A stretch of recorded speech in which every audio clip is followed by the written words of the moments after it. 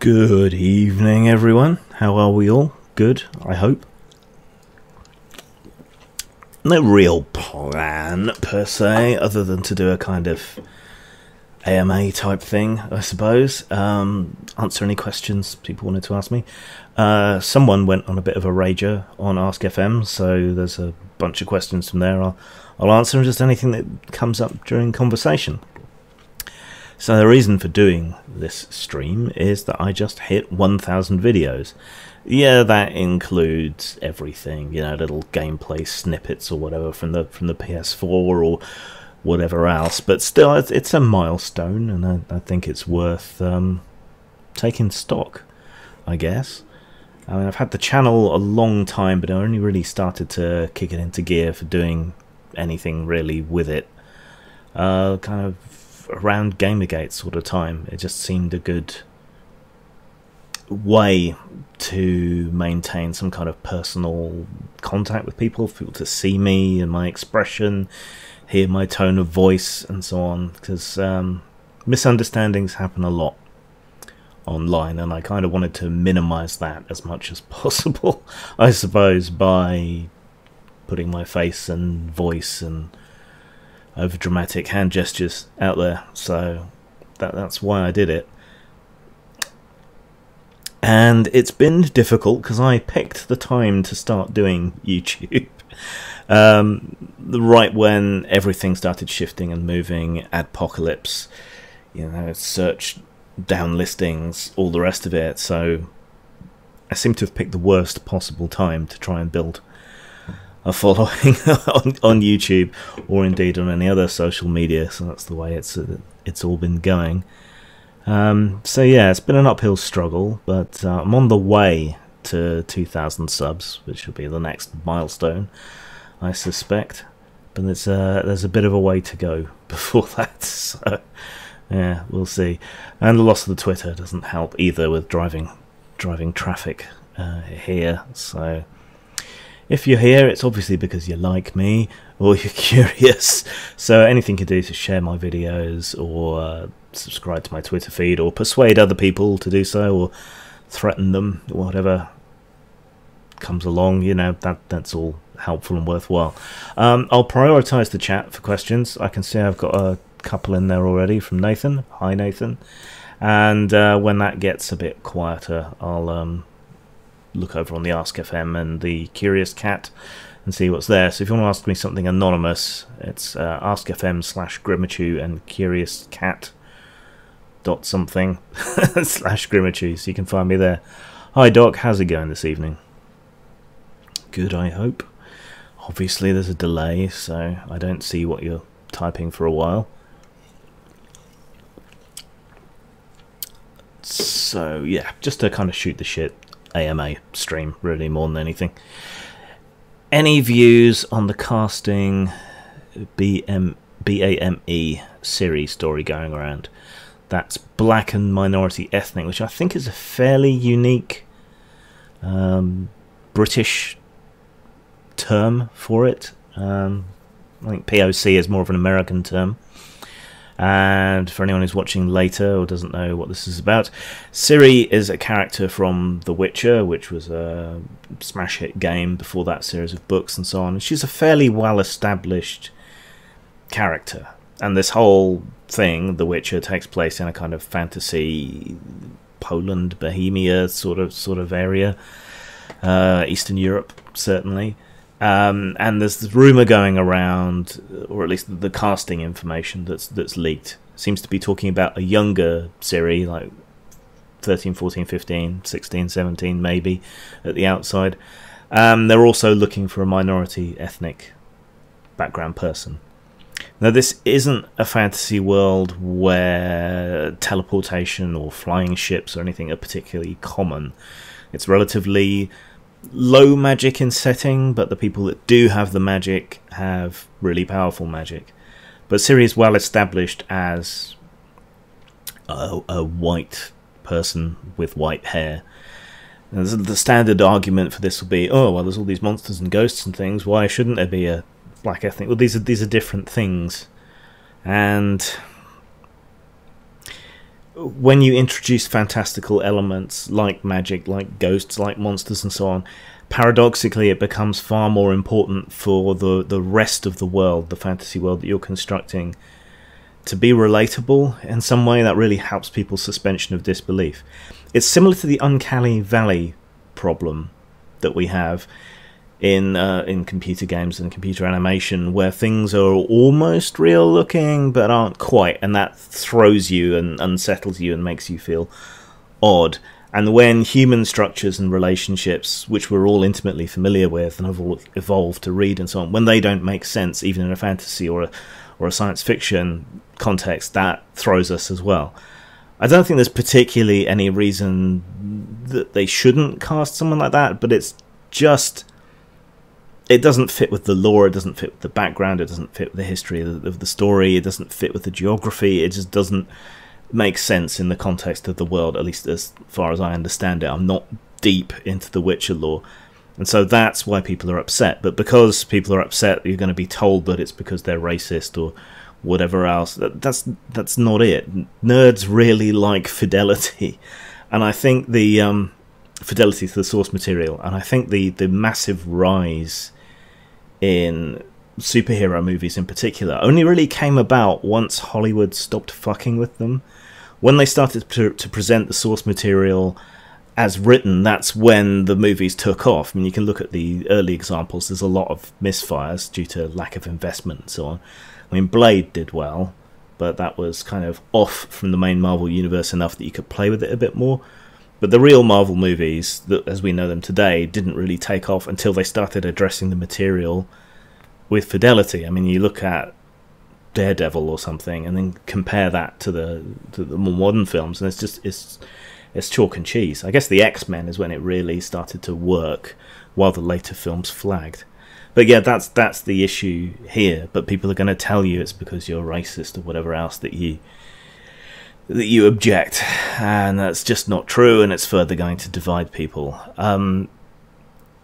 If they make the setting more cosmopolitan for the TV series, because the game has already made lots of changes from the books, that's so far as I understand it, so there's no reason why the TV universe can't be different, but you'd need to fairly rapidly establish what kind of story and world you're presenting when you do that. I think it's writing advice from Orson Scott Card that says, I know Orson Scott Card, but still, he says you should know what kind of book you're reading within the first paragraph. So, you know, if it's science fiction, you should show a rocket ship or blasters or something, you know, within that first few moments, so everyone knows what they're getting into. With a fantasy novel, there should be some magic or something fantastical right up front to let you know what you're seeing. So if they want to make it more cosmopolitan, I think they'd have to open in a port city with a more cosmopolitan surrounding or whatever to help explain why this is the way it is. So there's ways to handle it that are good ways of doing it, and there are ways to handle it which are bad ways of doing it, tokenism and just putting it in there. And there's good and bad ways to handle people's upset, and there's good and bad ways to handle the fact that you are upset, and then there's always a few genuine racists or extremists the other way just to throw into the mix. And God, that was a long answer to a simple question.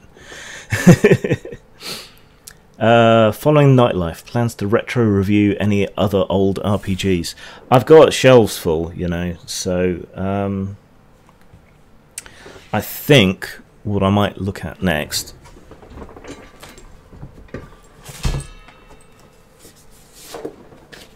is Tales of Gargantyr, which is another one of those games that kind of slipped by the wayside. Printed by the same people that printed SLA Industries First Edition. If anyone knows that, they know the pages for that. So they were another, I think, Scottish-based company. Yeah, this book's seen better days. But it was a really interesting fantasy world, so that's worth looking at. Though I'm a bit worried now all the pages are going to fall out when I look at it. And following on the trend, I guess, that's another game I did track down the people who created Tales of Gargantyr, and I said that I would love to take on the rights for it and do a new edition. They weren't interested. This was years ago, but they were then doing, I think, real estate or something. One was a solicitor, so they had the rights away in a vault somewhere. They kept the name of the company and just did other things. So I think that's what Mongoose did as well, wasn't it? Put a lot of the money they made during the D20 boom into property. And that's kind of how they've kept going, kept making their money. So yeah, probably Tales of Gargantia. I've got a bunch of others. The new edition of Space 1889. I mean, it's not an old RPG, but I might look at that. Original editions of Dragon Warriors, might look at those.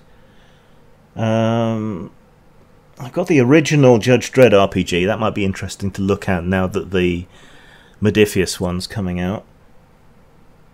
I'm not sure how I feel about that.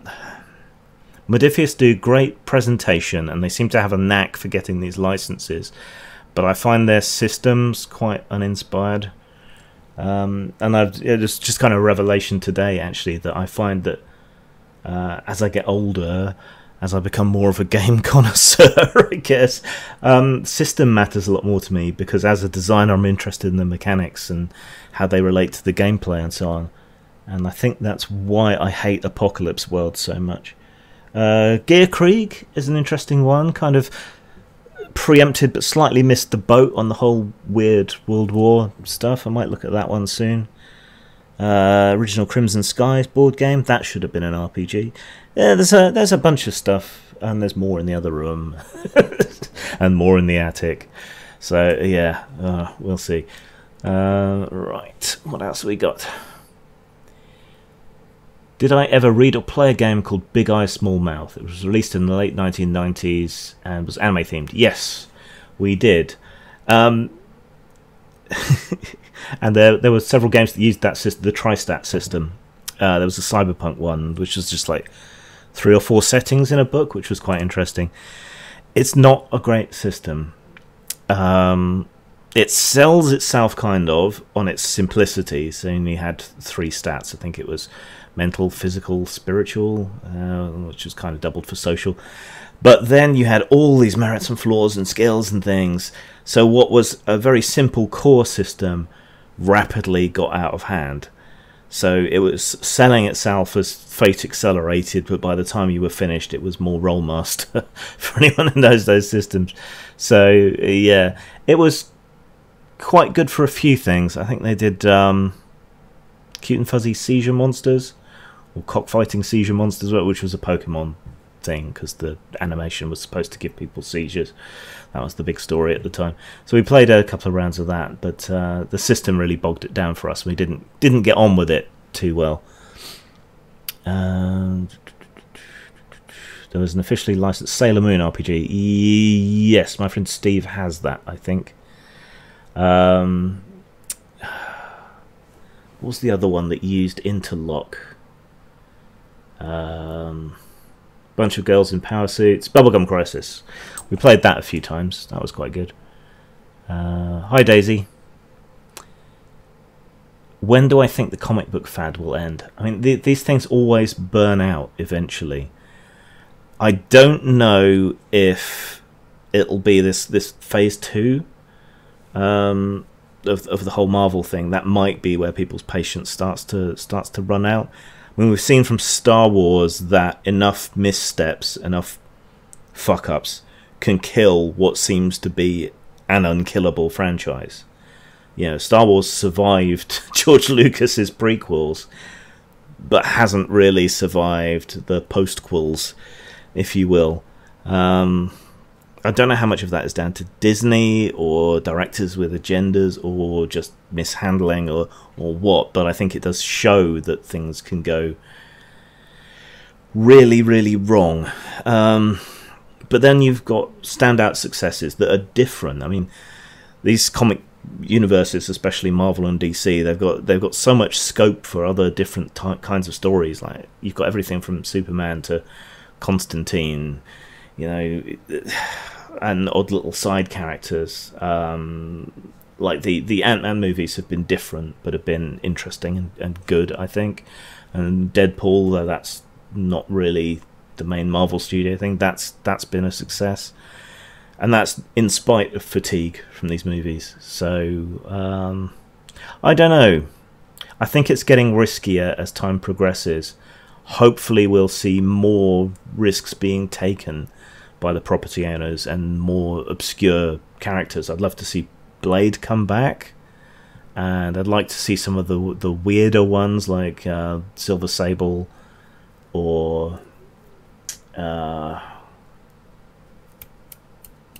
love to see a Hulk movie with the Mastermind character. Is he called the Master? Him, anyway. The guy with the giant brain. I'd love to see a Hulk movie with him in. Really kind of play up that Dr. Frankenstein side of it, which was the original inspiration, anyway. Dragon Warriors is awesome. Yes, it is. It's another one of those massively underrated old games, and a very British one. And that's what makes it stand out. That's why people still remember it so fondly. I think it's of its time, when you had Robin of Sherwood on TV, and it was kind of more medievalist and mythological than a lot of games. And I only realised the other week that we've been using the system entirely wrong for a while. But we still played it, so it must have been quite good. Big Eye Small Mouth works best when you keep it limited in its genre and scope and don't use too many supplements. Yes, I think it's the strength of the Tri-Stat system is its simplicity, and when you don't play into that simplicity, it goes a bit pear-shaped. Planning a Grand Theft Auto campaign with Besem, using only the first edition core book, a Hot Rods and Gun Bunny supplement, and the Sailor Moon RPG. Yeah, no, not sure about the last bit. Somewhen I'm going to release my Criminals game, which is called Diamond Geezers, which is kind of based around all the kind of Guy Ritchie movie type stuff, so it's fairly low level. And the idea is that you start out as small time gangsters, selling black market Sky Television cards and stolen mobile phones and so on, and you gradually work your way up. So, yeah. Just picked up some games from Bloat Games, look really good. Also, Modifius also has license to Dune, which may be great. My friend Steve has a copy of the old was it Pegasus? Pinnacle? No, not Pinnacle. Anyway, the Dune RPG that did come out that was never really finished didn't quite work. These were the people who used to have the Star Trek license, but we cobbled together a few games from that, and it worked quite well. You played members of a minor house, and you gave it its attributes and so on, and you did stuff in the Dune universe. Dune's difficult to play, I find. It's hard to find adventure hooks and so on, and the intrigue between the houses is probably the best route to take. That's really interesting, but it's hard to convey the grandeur and age and strangeness of the world in a tabletop situation. I find it exposes some of the limitations of tabletop as a venue.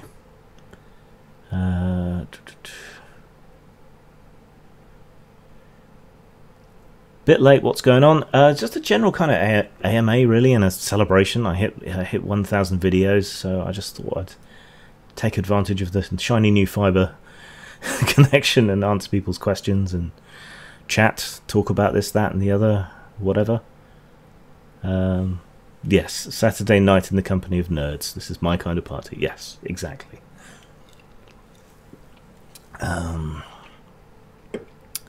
Not especially interested in comic movies, too many to start. Yeah, it is overdone. In some ways, it's fortunate that DC has dropped the ball quite so hard, because it means you don't feel compelled to watch quite so many of them. It makes it more manageable, I find.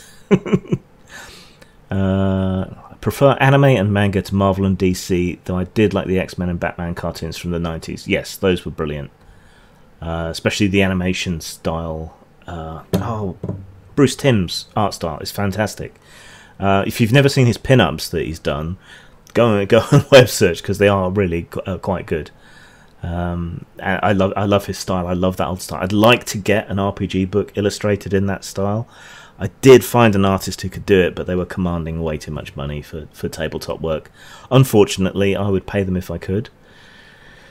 I'm having a hard time finding artists lately. There's a tag on Twitter for artists where they say, commissions open, that they're looking for work. So I sometimes trawl through that looking for people who need work for a bad situation or whatever, like their car's broken down, they don't have enough money, or they can't meet tuition this year, or they can't meet their rent or whatever, and I look for them and I try to give them work. Most of them never message me back, and it's if you're in that kind of situation, you would think you'd be grateful for a helping hand. I'm sure they've just got inundated, but just saying I have too much work now, that would be nice. I try to, in the spirit of the Dark Souls scholarship, I try to help people out as much as possible because I know how much I appreciate it. And lots of people are just rude. It's not like I'm asking for Sailor Moon Guru images or something. I don't know. Grand Theft Auto World of Darkness. That would work. Using the original World of Darkness system. I don't know that 5th Ed would work. And I don't think NWOD would work, because you need the grittier side of the violence, I think. Do you like Final Fantasy or Kingdom Hearts? Never played Kingdom Hearts. I am allergic to Disney. I did love the Final Fantasy series, though after 10 I haven't enjoyed them much at all. We kind of take a chance on each one that comes out since then, and trying to see whether we like them or not, and it's we haven't so much. It's unfortunate. I mean, normally we'll still soldier on, we'll play through, but the last one we just haven't. We played it for a couple of days because we play them together. Played them for a couple of days, and then just it's sat on the shelf. Just not interested. Yeah. Sailor Moon Guru RPG, a new niche. I have an RPG that is based on the hyper gory Japanese horror films. It's like Tokyo Gore Police, Tetsuo Body Hammer. I'm trying to remember the names of some of them. You know the ones. Gothic and Lolita Psycho. That one with the Robo-Geisha. Things like that. So I've got a game inspired by those, but it never really grabbed anyone. I think I might go back to it and do a new edition with some more artwork. And it's got an interesting system that I intend to use on other things. So, but if you want to look it up, it's called Kagai, and Kagai, Guru Gore Girls. It's set in a dystopian future where humanity has been wiped out by monsters, apart from this one fortress arcology in Japan. Any men who reach fighting age are basically given a gun or whatever and put out on the front lines. So inside the arcology, it's the rich people who can buy their way out of having to fight, and almost entirely women. And you play schoolgirls who take it upon themselves to hunt down monsters that do manage to infiltrate the arcology. So yeah, that's the game. And it uses this system that I'm using in some other things. So what I've been caught on in a sort of design frenzy is the idea of making cooperation a key factor in a game. So originally the idea was to use it for a barbarian type game, sort of Conan wild barbarian type game, where you would have to work together to take down large monsters, essentially. So encounters would be either mobs of low level baddies or one gigantic monster. And so the way it works is you have your dice pool, and I also wanted to make sure that no one was useless in a fight. So you have your dice pool and you roll, and you can either use that for your attack, or you can hold dice over for another turn, or push them in the middle so that other people can use them. So if you did something like distracting the monster, if you weren't that good in a fight, hey, look at me, you'd roll the dice, and then you could push some of those to the middle, then other people to do their attack could draw on those pools to make them bigger. But yeah. Darling in the Franxx. I shall look it up later. What are your thoughts on TV series that could have a good RPG tie-in? I wrote a game based on Neverwhere. There's also a D6 fan version of Neverwhere out there somewhere. I don't know what that's like. The early editions weren't as good as my game, but I haven't seen the more recent one. Sapphire and Steel, Blake 7, Attack on Titan,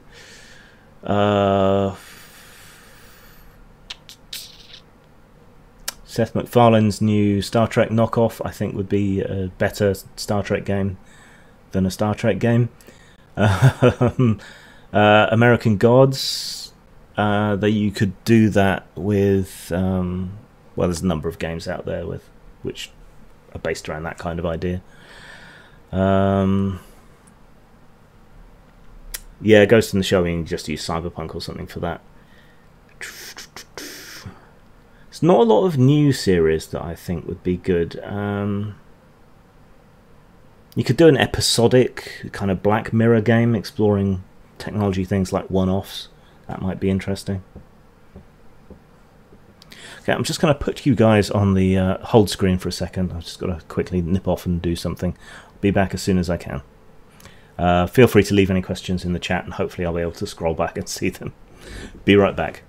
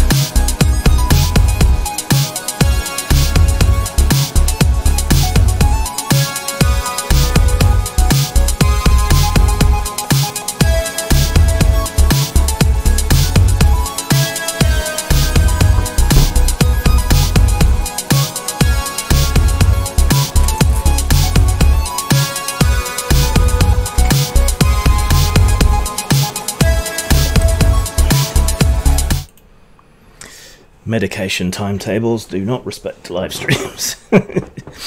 Yes, there was a Dallas RPG and a He-Man RPG, though it was more like a board game and didn't have anywhere near enough information to play. Gary Gygax and friends did a Princess of Mars like war game / RPG way back in the day, and ELB flexed their muscles and made them not do it. So Downton Abbey, the RPG. Someone's done an indie game that's a lot like that, I think. But yeah, sometimes those social mechanics can be interesting, I guess. Not something I particularly enjoy playing. I tend to want to subvert and screw with games like that and not play them the way they're supposed to be done. I'm always looking for ways to kind of break them. I don't like very restrictive, very tightly focused games. I don't mind tightly focused adventures or scenes or plots, but if the system doesn't give me the freedom to do what I want, I'm not too keen on it.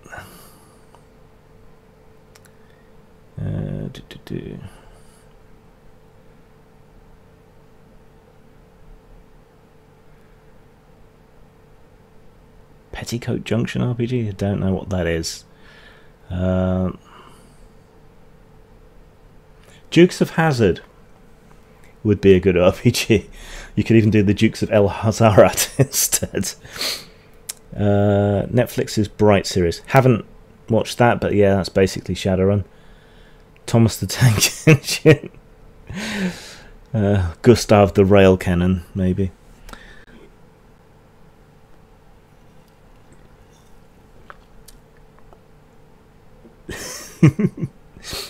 So today, what would be edgy? Well, I did that whole video asking that, and it's no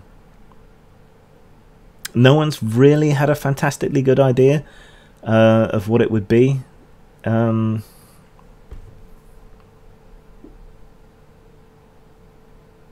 yeah, it's difficult to picture quite what would work. That is actually edgy. I mean, it's easy to do things that are shocking or whatever, but is it edgy? You know, what are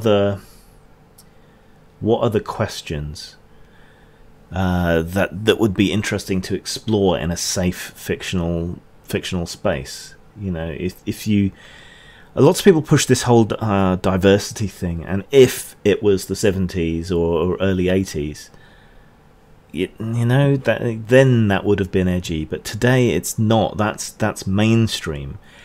Everything is expected and required and demanded to tick all these boxes. So I don't know what would be edgy. But then you want to be edgy without being regressive. So you know, I mentioned Mythorog.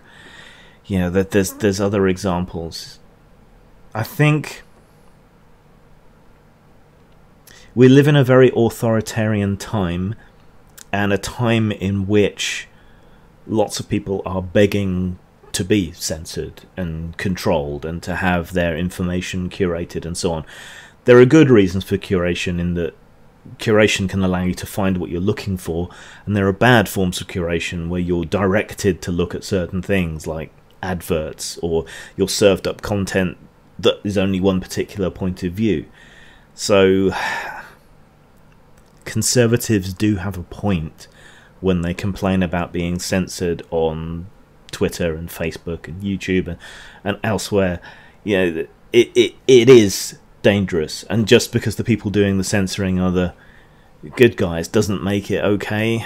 So I think an edgy thing would be almost to go back without being regressive, because I think society has actually regressed. If you went back to the founding principles of the founding fathers of the internet, the Declaration of Independence of cyberspace and all that kind of stuff, that would be fairly edgy. The idea that information wants to be free, that people should be allowed to make up their own minds about things, you know, that could be edgy and interesting. We've had conspiracy games before about mysteries and aliens and whatever else, but you know, like InfoWars, the game, might actually be edgy and interesting. What if he's not a ranting idiot? What if some of these things were true?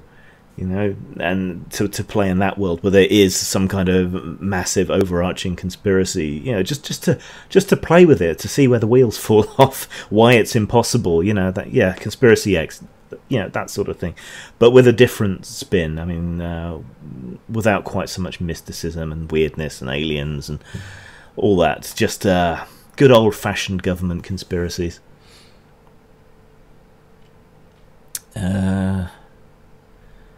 Conservatism is the new edgy, from Paul Joseph Watson. See, he was kind of right in what he said, in that it's the new punk. In a way it is, because the mainstream is just not that. It's the opposite of that. But the mainstream would also have a problem with old punks, old fat punks. It would still take issue with libertinism, genuine liberalism, with the anti-authoritarianism of the punks, or the, you know, the later on, you know, sort of the first wave cybernauts, whatever you want to call them.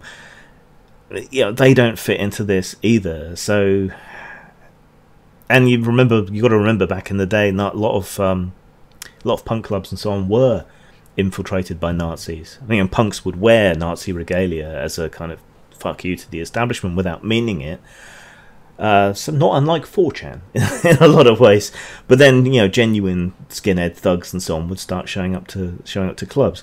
But what, like I've said, what people like Wil Wheaton don't seem to understand when they compare Twitter to a club that's been taken over by Nazis, is that in that analogy they'd be the Nazis. They're the ones trying to change everything and force it to conform.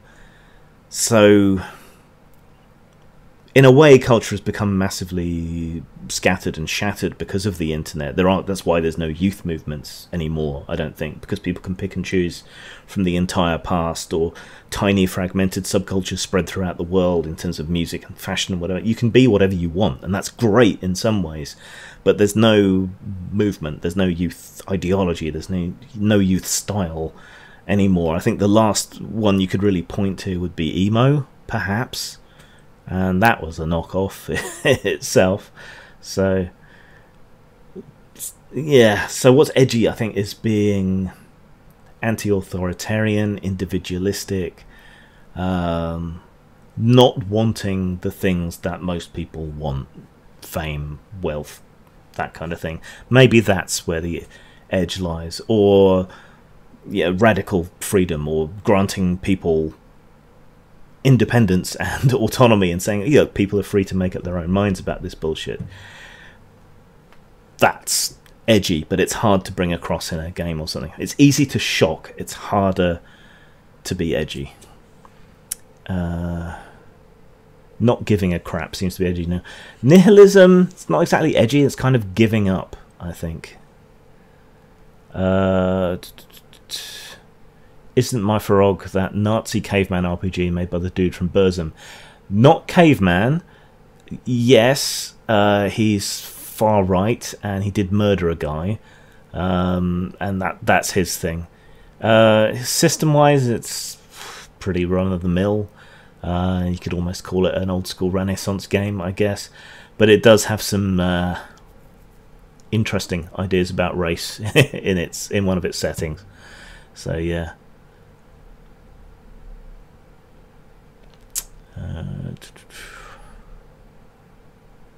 My Frog strikes me as the Flintstones meets American History X, but without the anti-racist moral at the end of the movie. Okay, there's confusion here. In My Frog, when he talks about race, he's talking about race as we would talk about it. In most games, races are actually species. So, you know, human, elf, dwarf, halfling, Thrykean, you know, lizard man, whatever else. That's what's meant by race. And there is racism between species in games that tends to dissolve within the parties and doesn't tend to be part of the game itself. Now, in a way, the tensions that exist between races, the xenophobia, the suspicion and so on, you know, these are all ripe for examination in games, and they can provide dynamics for plots and story. You know, you've got the guy from particular race who confounds all the stereotypes, the Good Samaritan, for example, and then you might have someone who is all the horrible things, you know, and you can play with that and play with the interplay within communities and so on, and it's interesting, but that's not a topic that you're allowed to examine so much anymore, unless you really bury it in allegory. I touched on some of this in my book that Pundit thinks is a troll, about how to incorporate these kind of things into your game, how to incorporate and examine them. You know, race, disability, sexism, all the rest of it. They're interesting. So I guess that's another point of edge, is just examining these things without taking a particularly strong stance one way or the other, or frankly, even if you do take a strong positive stance on these things, if you have villains who hate gays or whatever else, you're still going to get shit as if you were saying hang 'em and flog 'em or whatever else. So I guess examining touchy subjects is also edgy, but again, it's not something you should just do for the sake of it. Let's see. I love an Alex Jones RPG and I hate Alex Jones. Yeah, that's the thing. You don't have to like the subject matter of a game to enjoy playing that game, or exploring the ideas and so on. It doesn't mean you have to accept them or believe them. It's the old song, isn't it? Children shouldn't be exposed to this. Well, you read it, didn't you? Yes. And you're alright? Yes. So why do you think kids or teenagers or whatever would necessarily be, you know, screwed up by it? You know, they've got brains too. You know, they can make up their own mind. It's just so patronising. Hi, Badgers. Hope you're all holding up. I was really really upset to see Alison like that, and I'm sure a lot of you are at a low ebb, and I hope you're doing all right, and I hope you know that I care about you all and think the best of you. What else we got here? Cyberpunk 2077 has a chance to push some edges. Yeah, it does, in an interesting way. Hi, Alison. Mwah. Appreciate you. Yeah, I mean, Cyberpunk plays with a lot of things that are interesting. You know, like gender, transhumanity, you know, body modification, all these kind of things. But I think we've already seen that people, the usual suspects, are reacting negatively to that already, and all we've seen is a bit of a trailer. So I don't know. I just find them exhausting at this point. Nothing is ever good enough. You're not allowed to examine things or even represent things unless you do it in the absolutely most milquetoast way or the most positive light. Absolutely. You know, if you put a transgender hero in a game, well, they'd better be voiced or acted by someone transgender, and they'd better be a shining paragon of virtue, because anything else is just wrong. And that's just not interesting, is it?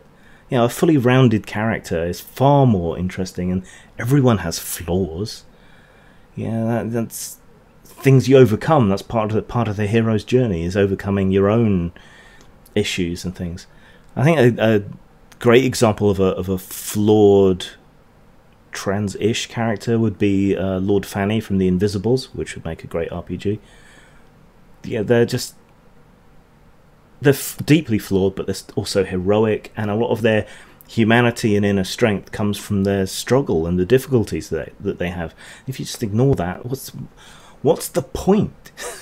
It's just, I don't know. You've scrolled too far, so I need to go and look at the other page. Okay.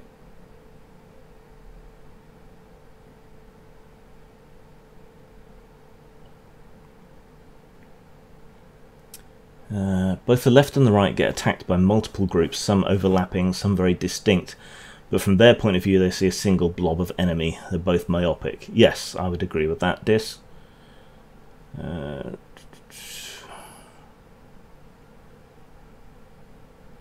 Who would I crown as Queen of Goth? I think just to piss her off, I'd crown Susie Sue Queen of Goth. She rejects the label, and that's how you tell someone's truly a goth. Or what's her name from Faith and the Muse, lead singer?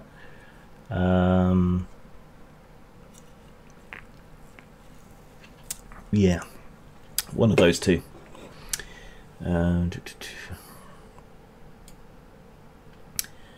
Distant says, my character was being racist against a tiefling in a Pathfinder game, and the group SJW was uncomfortable with it.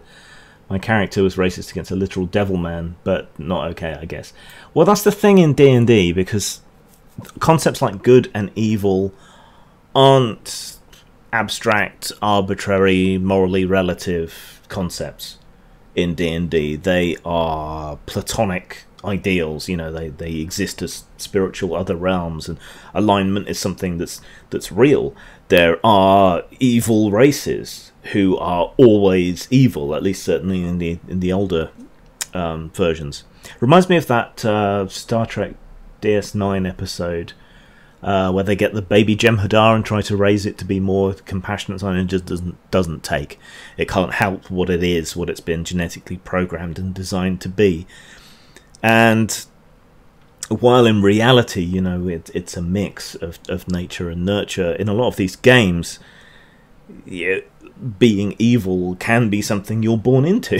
There's just no way around it. And a tiefling is literally the offspring of a demon and a human, so you've got good reason to be suspicious in that paradigm. It's like if you're playing a realistic medieval game and someone chose to play a witch, you know, not having the prejudice and the danger inherent in being that would suck the life out of the game, a lot of the drama and tension.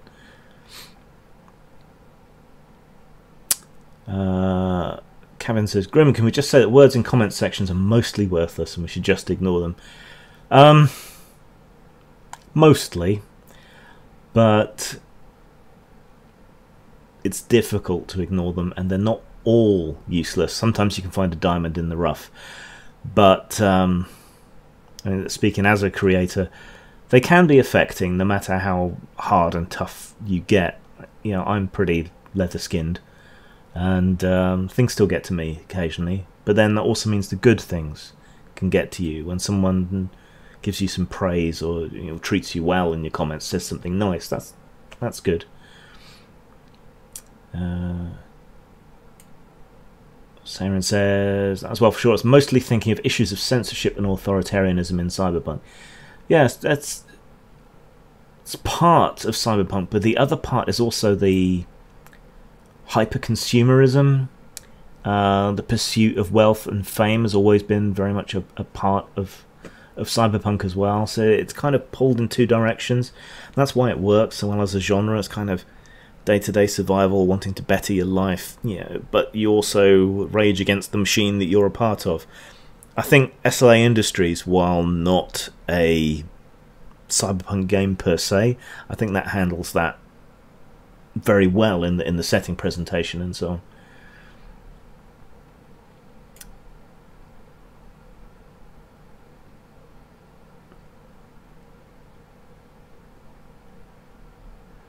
RPGs have to simplify things, or you're never going to get anywhere in the story. You'll be counting grains of rice and buying designer jeans. It's on Cyberpunk 2020 forever. To a degree, yes, but there are a lot of people that do derive a great deal of pleasure from the crunchy side of games, which is why Pathfinder's still popular. And just building spaceships and things in Traveller. One of the only good things about Traveller New Era was the Fire Fusion and Steel supplement for creating vehicles and guns and anything else you can think of. Yeah, with really good hard and fast rules for it, though a couple of the formulae were wrong. Yeah, there's fun in that. As long as the play of the game is relatively rapid, I think people can enjoy crunch in other ways.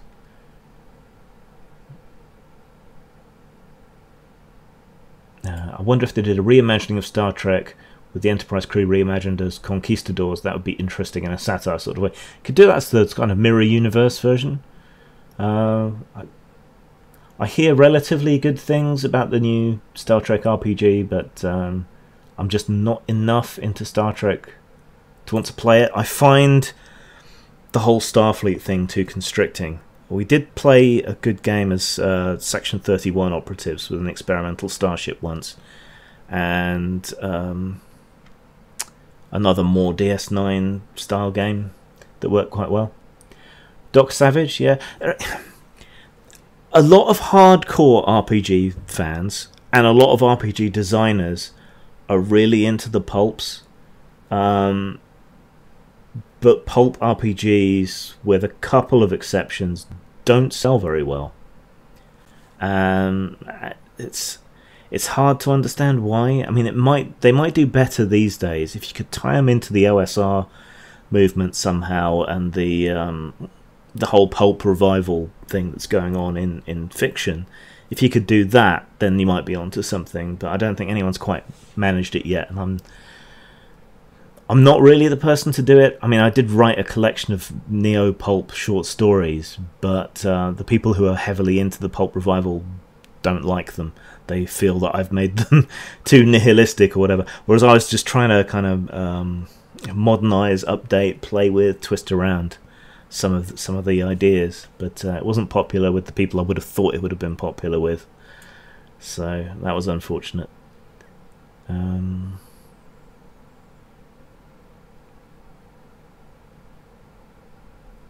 Yeah, I could never get into Eve. I mean, Cameron says one of the reasons he enjoys Eve is because of the scamming and social engineering that isn't against the rules.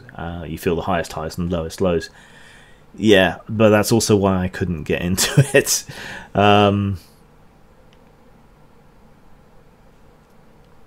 It's different in RPGs, tabletop. Yeah, I'm looking for that emotional connection and that immersion. But in playing a computer game, even an MMO, I kind of want to switch off. I'm looking for something different from that, so I could never get into Eve. Which isn't to say, you shouldn't be into it. Knock yourself out. Altered Carbon. Yeah, okay, this has come up a couple of times. Now we've been talking about cyberpunk and anti-authoritarianism and all the kind of tropes and so on and themes that go around in cyberpunk. And transhumanism is kind of the successor to the cyberpunk movement, the idea of moving beyond merely being human. And there's a couple of games out there that toy with this, but the biggest one is probably Eclipse Phase, which we've played a lot of. And due to the nature of Eclipse Phase, it's kind of this post-disaster, transhumanity lives everywhere apart from Earth, which has been trashed. And technology has basically liberated a lot of people from necessity. It's essentially a post-scarcity society, except for there's artificial scarcity, and it works on reputation or various other abstract forms of currency and so on. And due to the nature of the game, and a lot of the people that are into transhumanity as an idea, as a lot of the big Silicon Valley types, and a lot of libertarians are into it.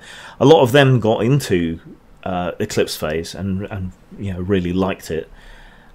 But the people that made it do not appreciate those points of view, whereas I would think they'd be more open to alternate points of view. But anyway, they ended up banning libertarians and men's rights activists from their forum, which I thought was a little peculiar. I welcome people with different ideas, and the thing about a role-playing game is, unless it's very tightly focused, like say Lady Blackbird, people are going to put their own spin on it. You can't expect to dictate who plays your games and how they play your game once it's out in the wild. There's just no way to do it.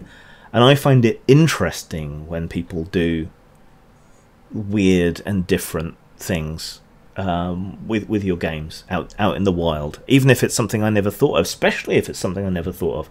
So I don't know why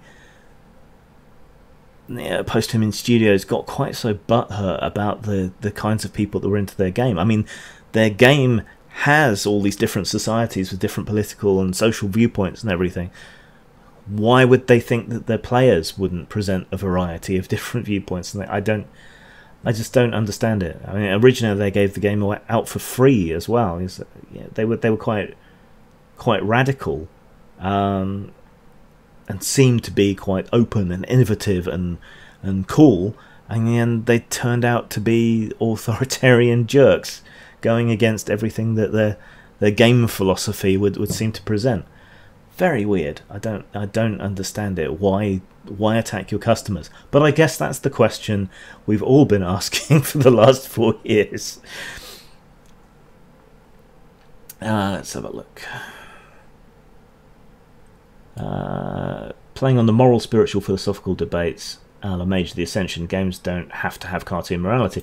Exactly. That is one good thing I think there is about the new 5th edition Vampire, is that it allows you to customize both your character's morality and the morality that you're seeking to explore in the game, the themes and so on. Bad news for LARPs, good news for tabletop games.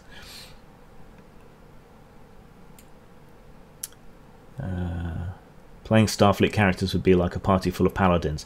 To an extent, there is room for some, pushing and stretching. You can always be more Kirk than Picard. It is possible, but yeah, that's essentially the problem. You feel way too hidebound by the whole humanistic morality and so on, unless you want to play a game full of Harcourt Fenton muds, of course. Solomon Kane, Savage Worlds. That's not one of the successful pulp games I was thinking of. I was thinking of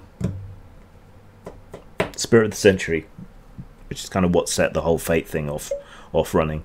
Though Fate is actually derivative of an earlier system called Fudge. But yeah, anyway. Good setting. Savage Worlds, I don't know why, but the only game I feel it works with is the original like Deadlands or Wasted West game. Anything else, it just doesn't. It doesn't feel right. It sells itself as this generic system, and to an extent it is, but it just, like a lot of generic systems, it doesn't really work that well for anything. It's passable for most things, but not for anything. And that system was very much originally geared and designed to Deadlands, a Weird West game, which it works great for, but everything else, not so much. But it's a great setting book. I would take, if you can get hold of the Solomon Kane Savage Worlds book, just buy it for the sake of having the book. It's gorgeous and full of great information on Solomon Kane. But then play using something else. Fate, probably.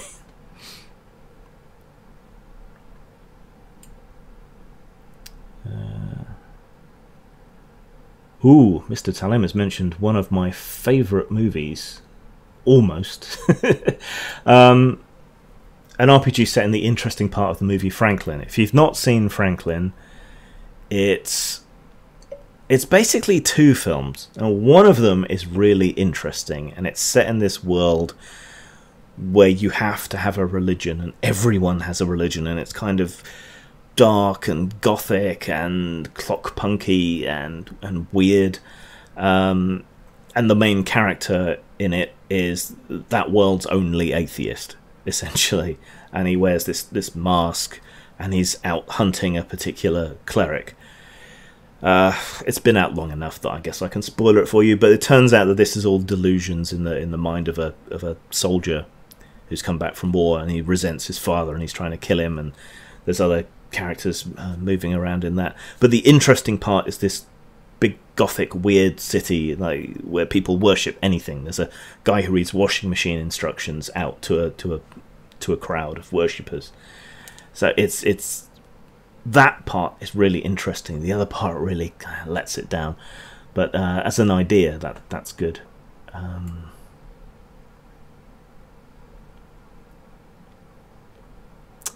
Yeah, we love Eclipse Phase 2. Saren says he loves Eclipse Phase. It's just heartbreaking. Developers are so far gone.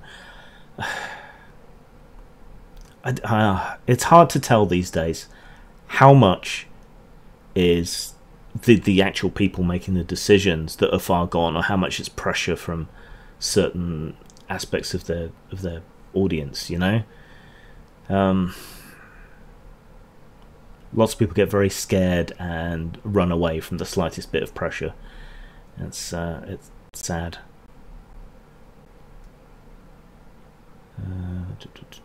What else we got here?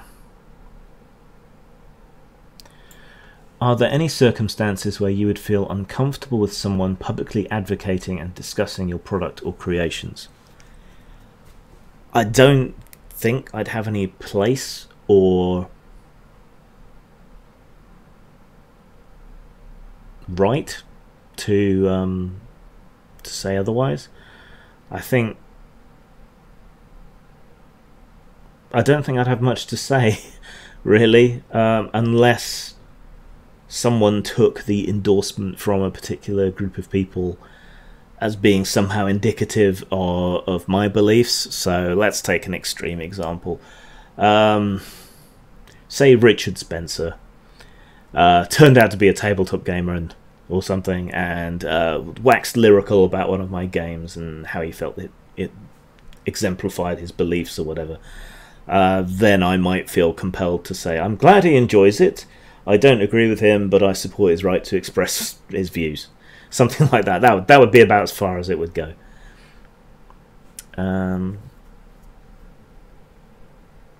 Is there a computer RPG game which you thought put you in the most difficult moral dilemmas? It's interesting phrasing. Which you thought had put you in the most difficult moral dilemmas.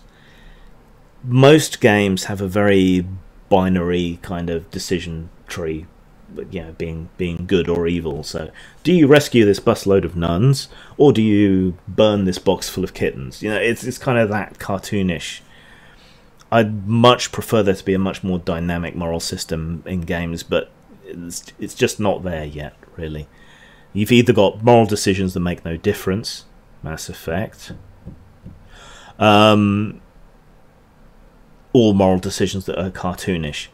Now, one game that I got really into the whole moral side of, it had me caught up in it. Besides Mass Effect, we know what went wrong there, but was The Last of Us. And when it got to the ending, and he did what he did, I was so angry. I wanted to have the choice. And the game took that away from me at the very end, and made what I felt was the wrong decision. Absolutely the wrong decision. And it was an example of the character not growing or learning from his experiences. And I really felt violated by the end of that game. It's making me wary of playing the next one. On the one hand, it's great that I got so into it, that it ended up meaning so much to me, and that final decision tore my guts out. But the thing that video games have, and role-playing games have, is that they're interactive. You can make decisions and do things. It's a bit of an illusion with computer games, but still, that's what makes them different, And so not having that was horrible, and it's making me wary of the follow-up. So yeah, there's that. I think Fallout has at various times given moral decisions which are more difficult as well. I can't think of any off the top of my head, but I do know I've kind of gone, who do I side with? Whether or not to join the Brotherhood of Steel in Fallout 4 was a tricky one. Which side to pick there was difficult.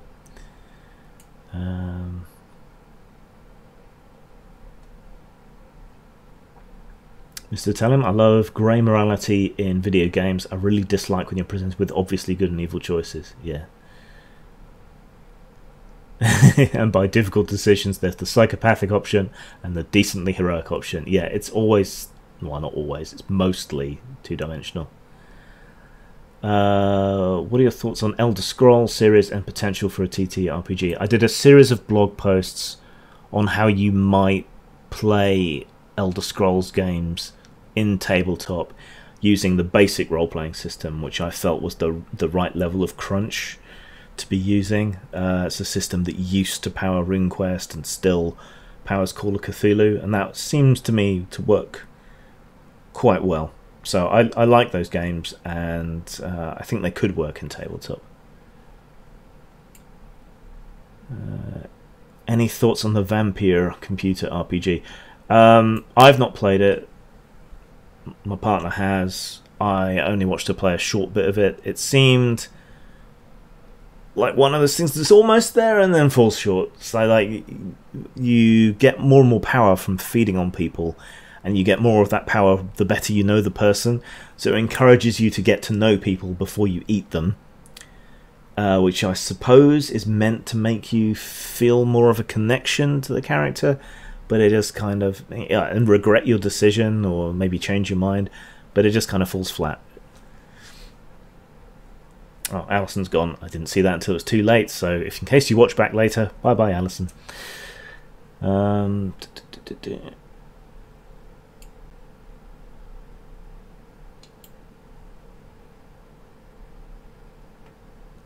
Dissonance says, I think that is the problem. Is that these companies have is that if they say nothing, then they get accused of condoning or endorsing viewpoints that are politically unpopular.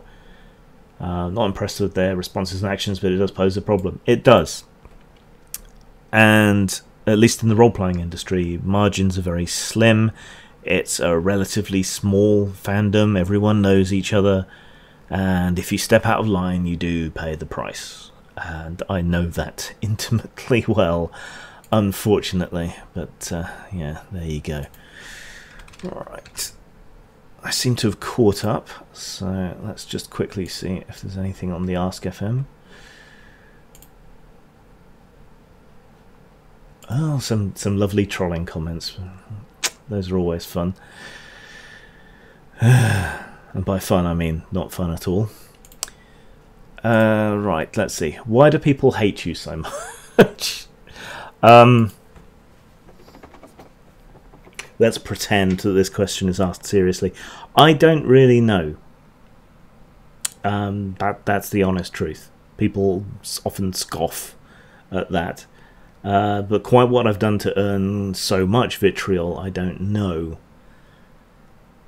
I have opinions, lots of them, about most things, and I express them, and I don't change my mind without a good reason to, or sufficient countering evidence. Things that I do believe, I only believe after having thought them through a lot. I often don't take people's emotions into account, which tends to upset people. I have principles, that tends to upset people. For a lot of people, it was the involvement in Gamergate, because they all wholeheartedly bought in to the idea that it was a sexist, racist harassment movement, and they're not even willing to grant my side of it to the extent that, okay, fine, you believe that, that's not my interpretation of it, that's not how I experienced it, that's not the way I'm approaching it. They won't even extend that much. Yeah, they won't even say, oh, well, you're a gullible idiot, it wasn't that, but okay, fair enough, you believe that. They won't even grant me that. So there's that. I lost my temper and said some mean things to a transgender person who was harassing me in 2012, 2013. Some people have never let that go.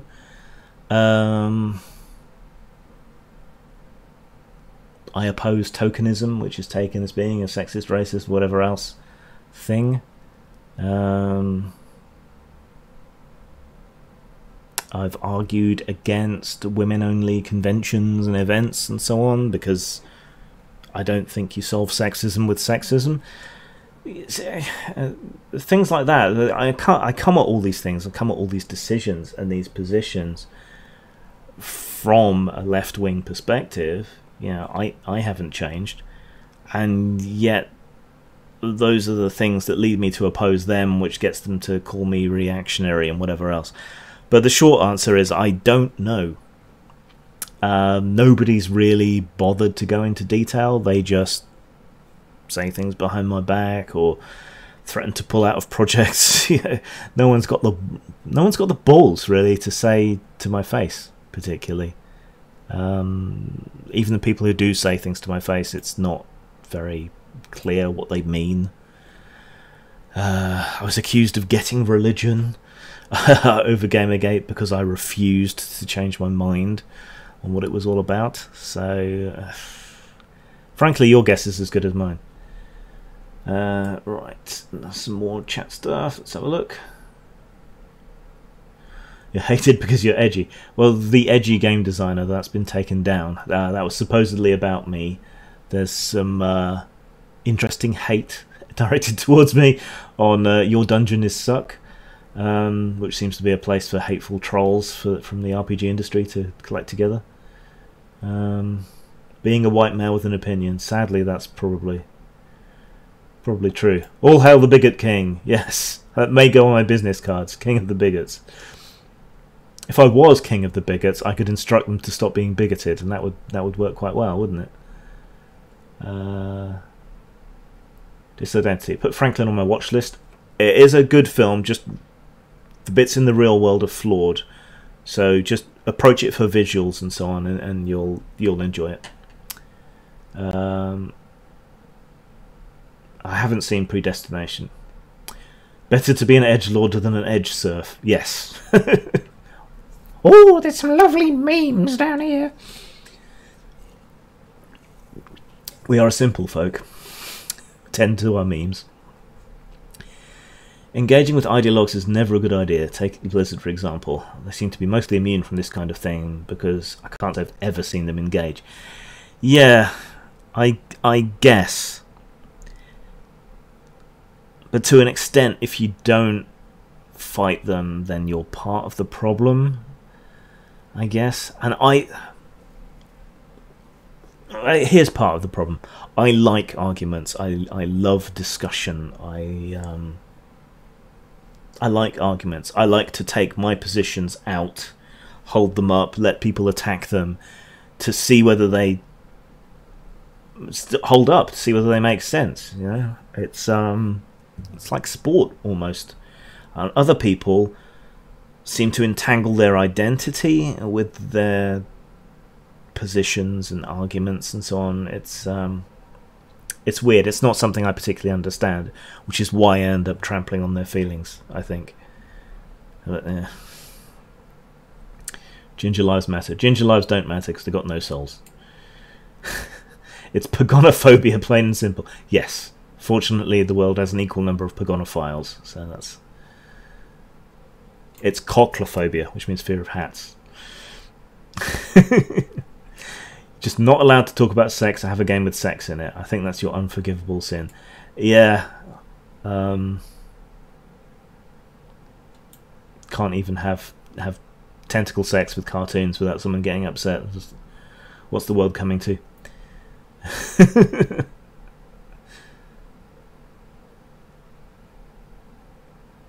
Distant Vibe. It's distressing to see how male fantasy has been turned into an awful thing. Do all my fantasies have to be approved beforehand?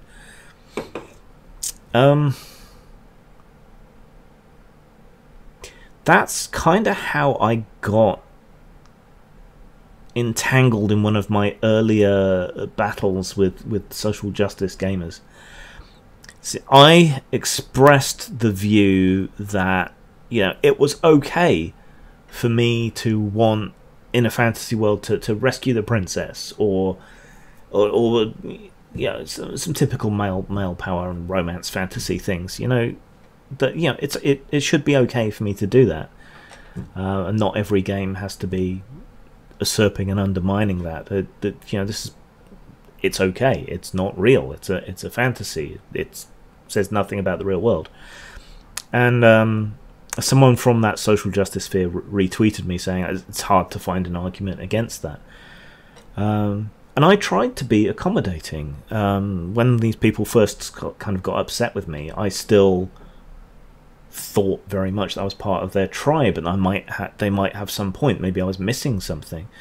So I gave them the opportunity to work with me and so on. I got an essay off one that went into one of my books, and another one wrote some adventure modules for me. Didn't do well.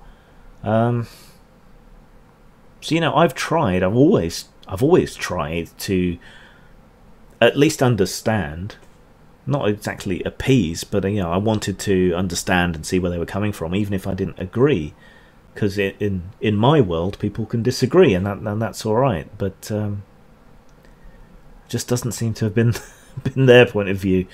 So yeah.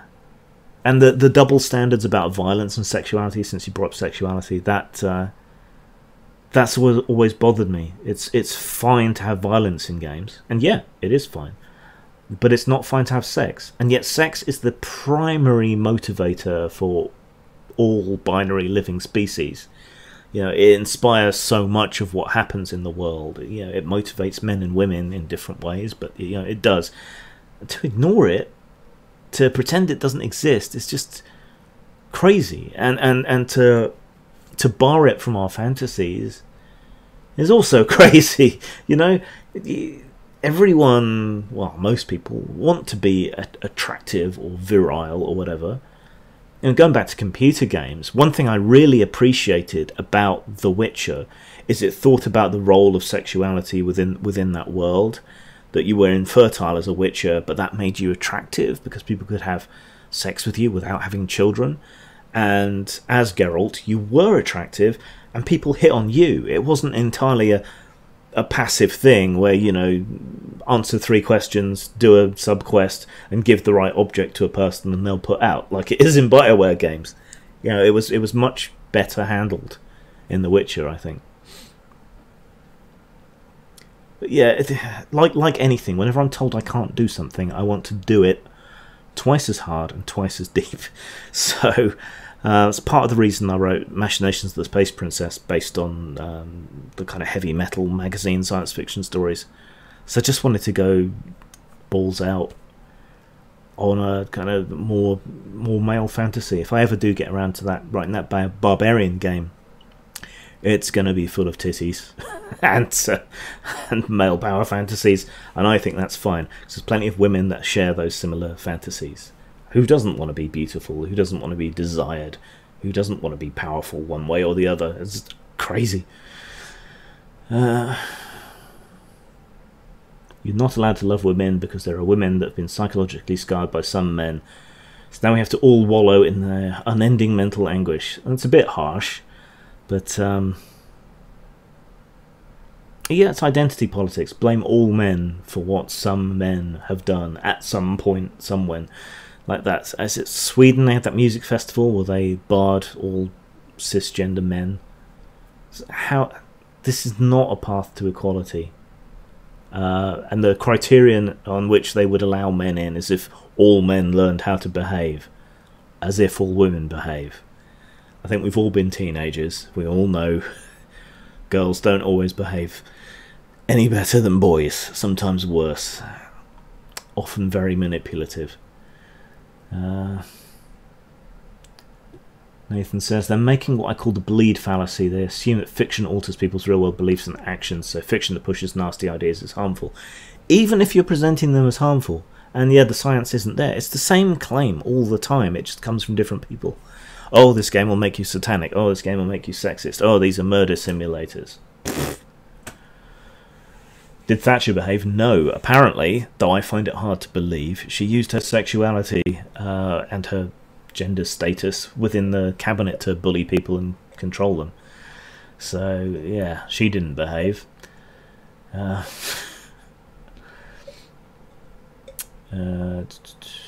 Feminist/authoritarian left love to control people's sex lives. Not much different from Victorian Puritans, in fact. One leverages sex for politics, the other for morality.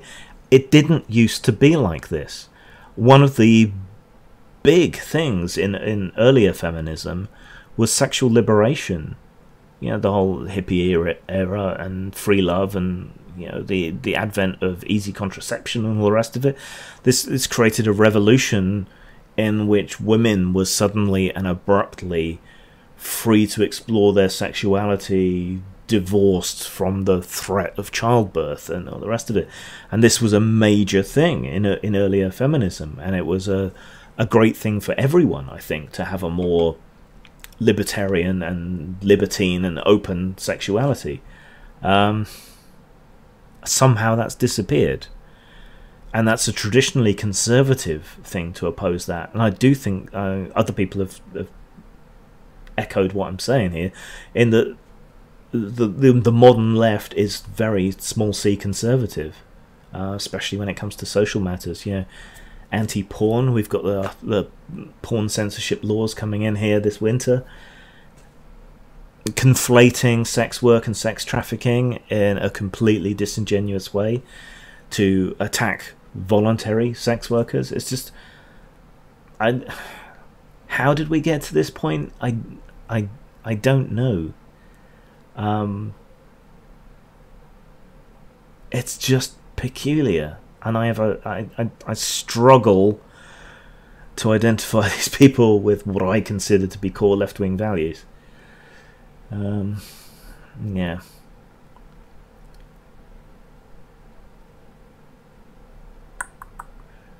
Thatcher stole your milk. Yes, she did. The world will be better off when they realise women are just as bad as men in pretty much every way. So I don't normally talk about these kind of things to this extent on live streams, because I like to have time to think about what I'm saying to try and minimise the amount of pushback. Right.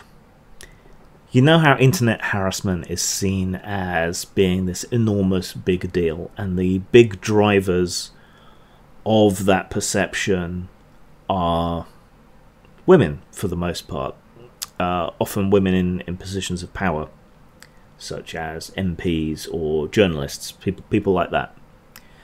If you look at the actual statistics, you rapidly discover that, taken as an overall of the population, men receive more threats and harassment online than women do. Women are more likely to be threatened with sexual threats or to be stalked, but overall, considering all kinds of online harassment and abuse, men get more. This turns up in survey after survey after survey. The typical victim of online harassment is mid-teens to mid-20s male Xbox player. That's the demographic that gets the most online abuse, apart from Piers Morgan. I'm not kidding. That's actually true. He distorts the statistics. He's that much of a figure of hate. But we react differently. So when a man gets harassed or bullied online, we react differently to when a woman gets harassed and bullied online. And women aren't used to that same kind of verbal rough and tumble that I think men do get inured to. You know, if a guy walks up to a group of mates and goes, "All right, you cunts," no one thinks twice about it. If a woman said that to a group of her friends, most of the time that would not go over well. So I think, in a way, women are experiencing equality and they don't like it. So men have always been like this with each other, and we've been encouraged to treat women equally, which means we end up treating them like men. And the anonymizing and distancing effect of the internet compounds with that. And then what they're experiencing, they don't like, even though it's how men have always treated each other, and it's a sign that they're being treated equally. But it's taken as sexism and abuse. Other than the statistics on the harassment, I don't have anything to back that up. But that's my feeling and my experience. That's what I think is going on. If anyone could come up with an experiment to test that, I'd love to see it. But that's my thoughts on what's going on there. Right, let's see if we got another Ask FM question. What's the weather like? That's too stereotypically British to answer. What do you make of Trump?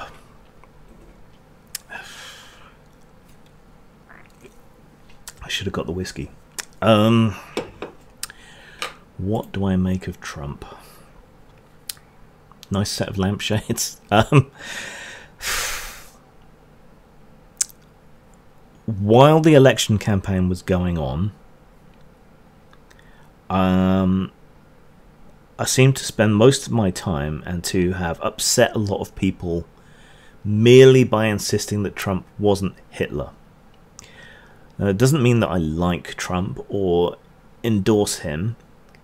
I also made the point quite often to people that while I didn't believe him, and while I didn't think anyone should believe him, he was at least presenting the rhetoric that appealed and spoke to the massively previously disenfranchised, the white working class of the States. The same demographic that Bernie was tapping into in similar but different ways.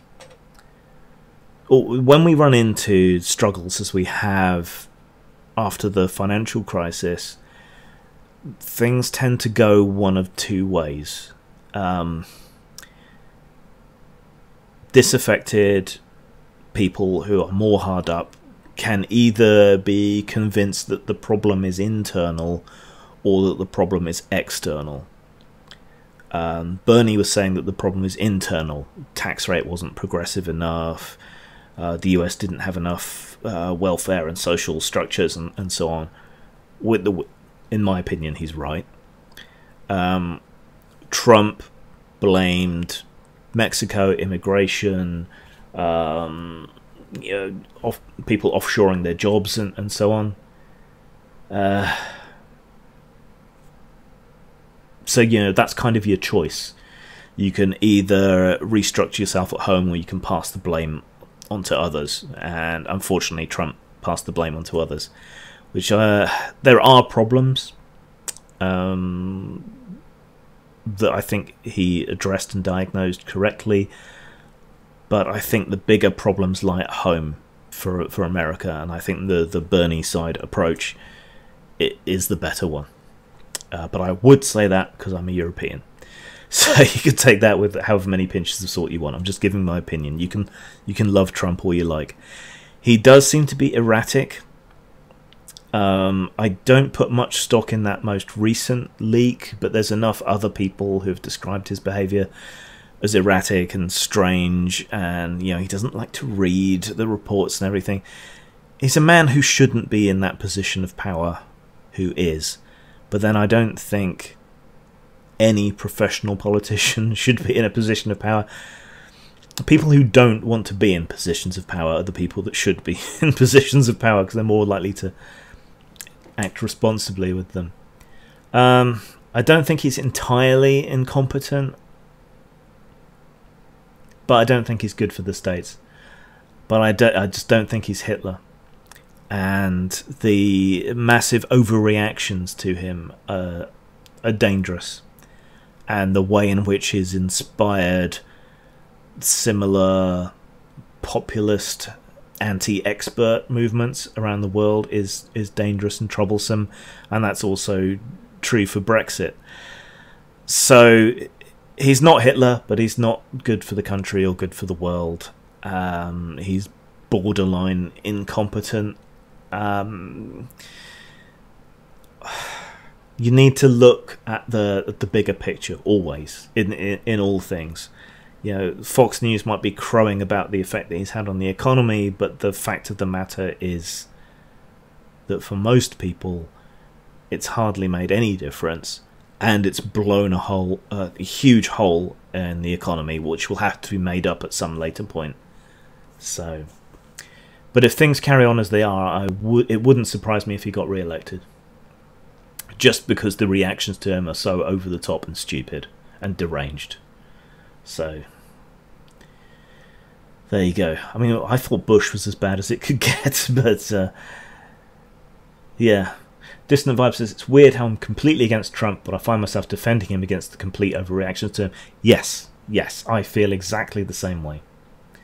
It is a struggle not to treat people who voted for Trump or people who voted for Brexit as idiots. I try not to. I slip quite often. People have their reasons, and more often than not, they're just misinformed, or they're voting on the basis of a local issue, like the coal miners in the States, or fishermen over here. They're voting on very local issues that have a massive influence on their life, and they're not thinking about the bigger picture. But I think everyone needs to step back and look at the bigger picture once in a while.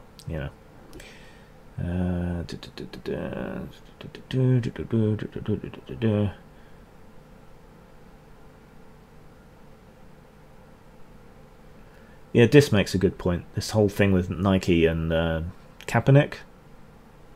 I don't know. American football. Hand egg. Don't really pay much attention to it.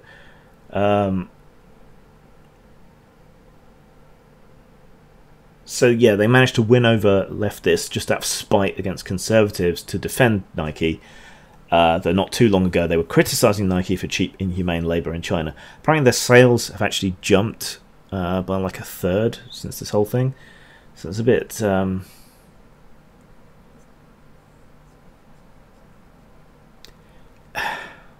it's so transparently obvious that they're just doing it to stir controversy and publicity, and yet everyone falls for it like fools. It's just, doesn't it just say it all? Really, exploiting the divisions in society to make a quick buck, rather than trying to heal the divisions in society and build bridges between the sides.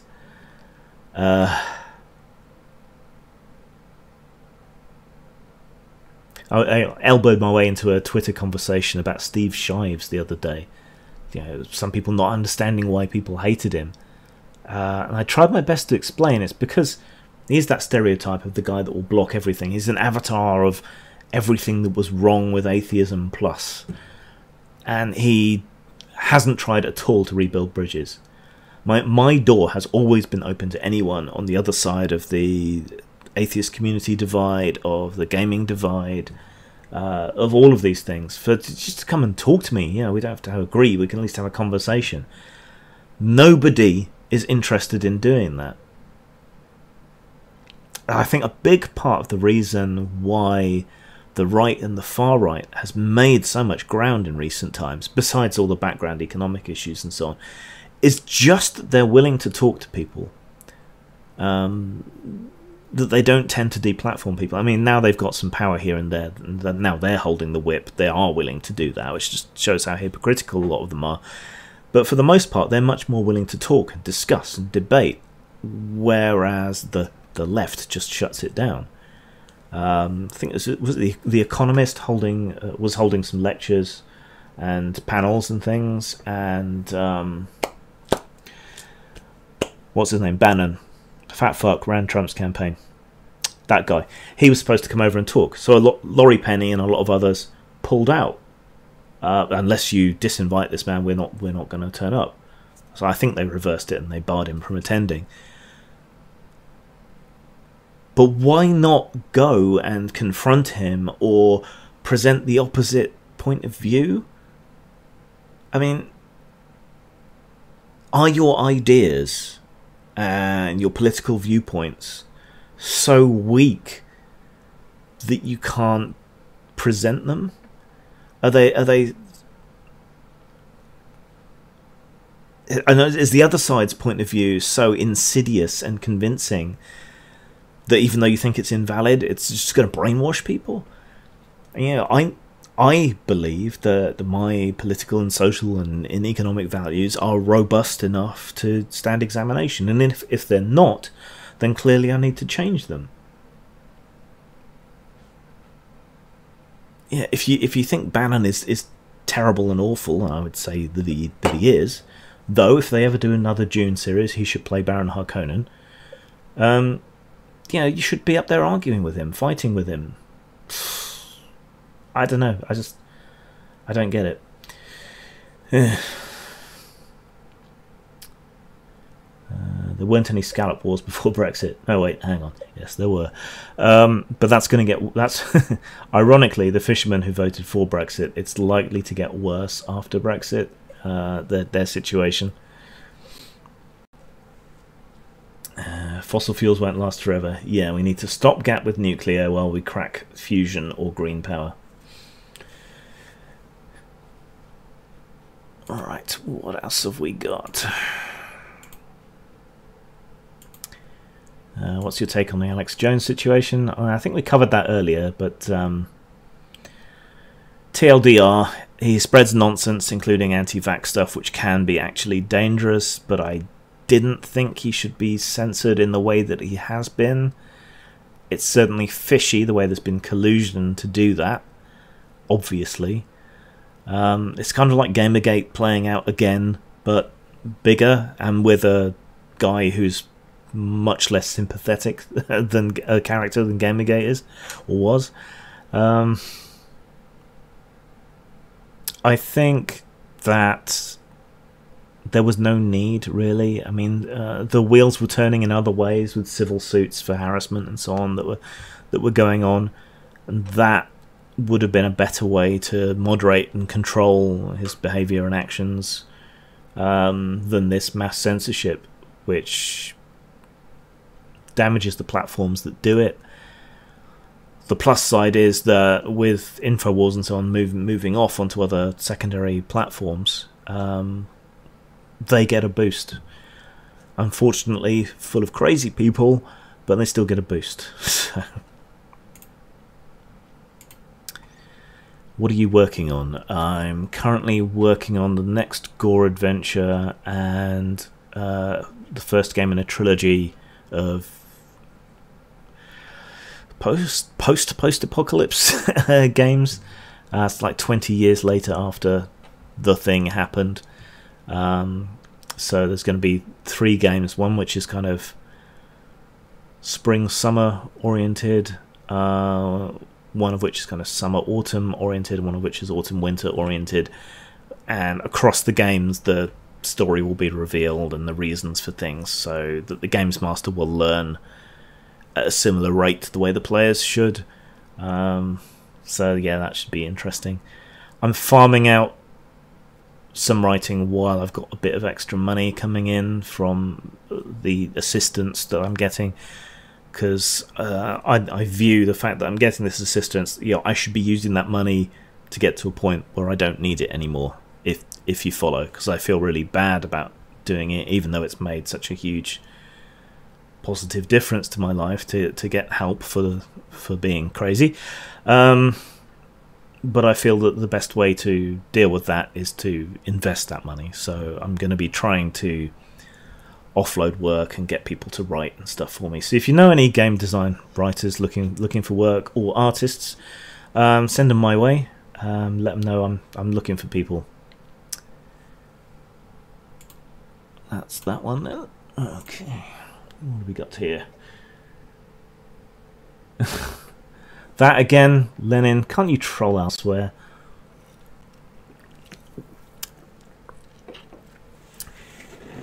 Right. Let's pretend that you're being honest and forthright there, John, shall we?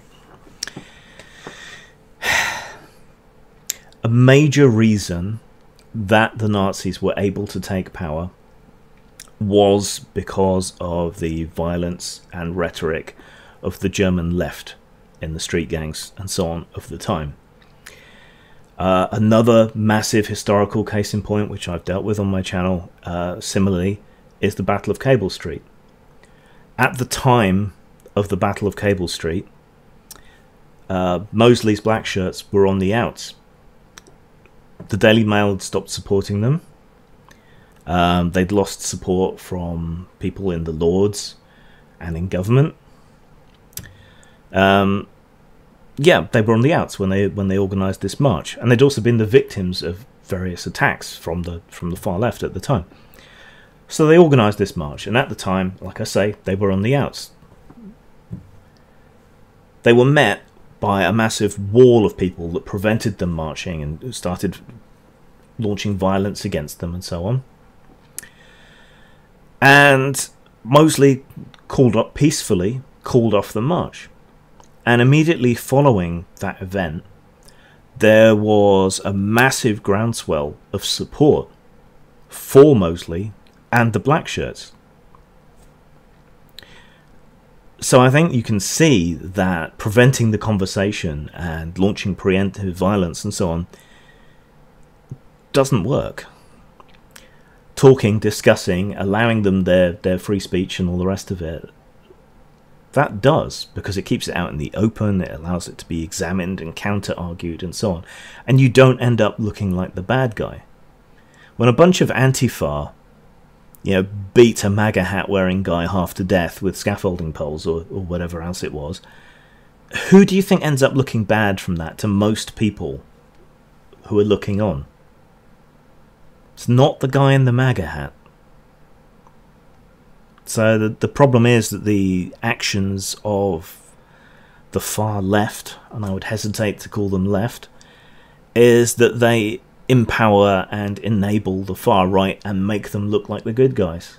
And quite honestly, in a lot of situations, at least in terms of public behaviour and so on, protests, they are.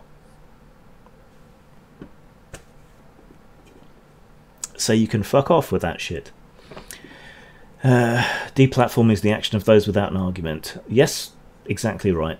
Like I was saying earlier about the Economist talks and so on. Like, if you believe in your ideas, you should believe they're robust enough to be held up.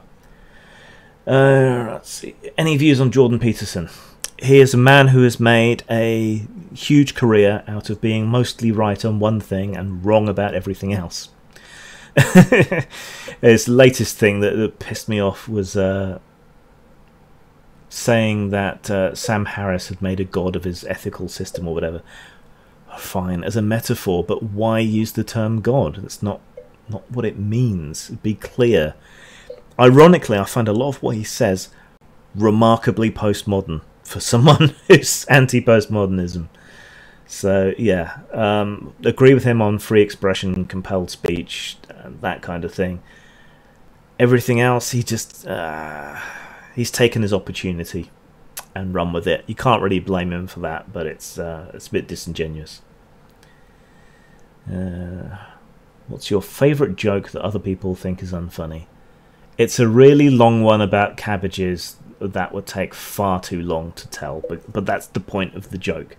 It takes ages and ages and ages and ages to tell, and then the punchline is shit, and that's what makes it hugely funny for me. Yeah, unfortunately I can't really tell it, otherwise we'd be here for like another half hour. Right. Any regrets about Gamergate? Losing friends. But, you know, if you're going to stand up for what you believe in, you end up making sacrifices. And I'm never going to stop taking issue with people who say that it was a misogynistic hate movement when they're talking about people that, you know, helped save my life. They can fuck off.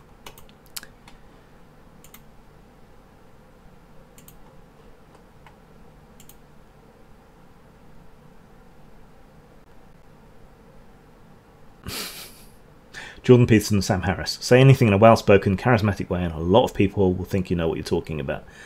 Sam does know what he's talking about a lot of the time. I don't like the way he's a bit too into his psychedelics and his meditation, but most of the time, yeah, he's alright. Unsolicited opinions on Israel. Oof. Why are people spamming me with terrible questions in Ask FM? I guess that's what Ask FM is for. Israel. It has a right to exist. I don't like the way they treat the Arab minority. I think if there are any people in the world who should know better than to act in the way that Israel often does, it's Israelis, it's Jews. And yet they act that way, and I find that infuriating.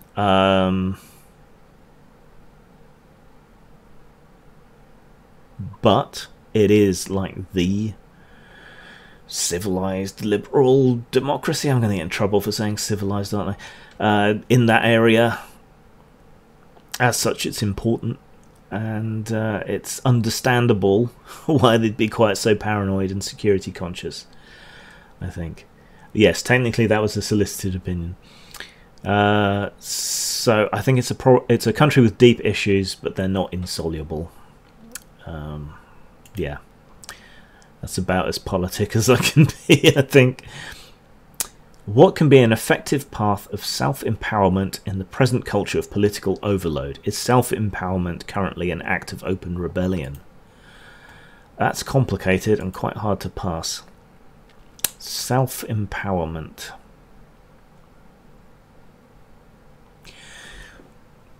So there's an anarchist writer who's fairly obscure, but who I find quite compelling, called Harry Hooton.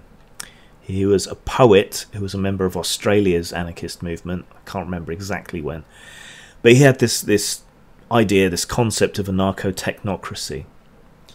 He foresaw at the time that many of the people who really wielded power in our modern system were industrialists or technical specialists, like computing engineers or just general engineers, people who could make things and do things. And he thought that the best way to liberate power was to make machinery, computing, all the rest of it, much more accessible to everybody,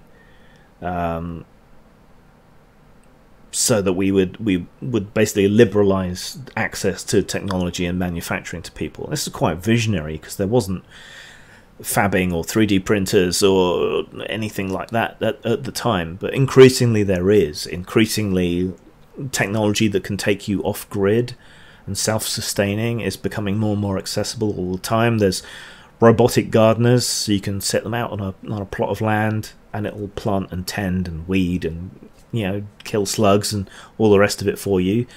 So, you know, if you've got a plot of land, you can use that as household wind turbines and thermoelectric things and solar panels and so on. As ways of purifying water, all the rest of it. So I think the path to self-empowerment is found through technology, and that's a big part of why I think all the current struggles about censorship and the way that we've kind of congregated against our own best interests on these few social media platforms and allowed them to control the discourse and so on. I think that's so dangerous, and why all this struggle is important, because what's happening with information now is what will be happening with physical objects and reality in the future. I mean, we've already seen that with the 3D guns and things. You can't control information, really. Not without massive authoritarian overreaches of power. So once someone has created a 3D printable gun, that genie is out of the bottle, that cat is out of the bag, it's uncontrollable. So how do we deal with these problems going forwards? How much can we individuate? How much can we self-select our communities and so on? Which is something we're already doing in the information space, like we're doing now. You know, here's a group of vaguely like-minded people, people willing to listen to me wonk on for a couple of hours. And that's going to happen in other ways soon. So what we've seen happen with information and how disruptive that's been, I ain't seen nothing yet.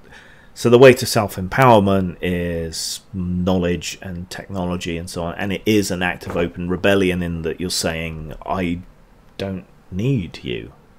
You know, I want to choose who I associate with, who I work with, and so on, where my money goes. For example, libertarians and anarcho-capitalists take it too far at the moment. Anarchism isn't really possible until you get to a post-scarcity society, but as we get to that post-scarcity, we will become less dependent upon each other. There will be less need for more socialist structures, and there'll be less need for more capitalist structures, and we may see something more individual emerge. I mean, people have tried with communes and stuff, but they have a nasty tendency to turn into cults or go wrong. If and when it becomes as easy to join a community as it is currently to click on a forum or to unsubscribe from an email list or something, when geography becomes even less meaningful than it is now, then we'll see that kind of liberation. But it's going to be a long, slow process. But the way to empower yourself is to know things. Drink and know things. At least I think so. Maybe I don't know what I'm talking about. That's probably likely.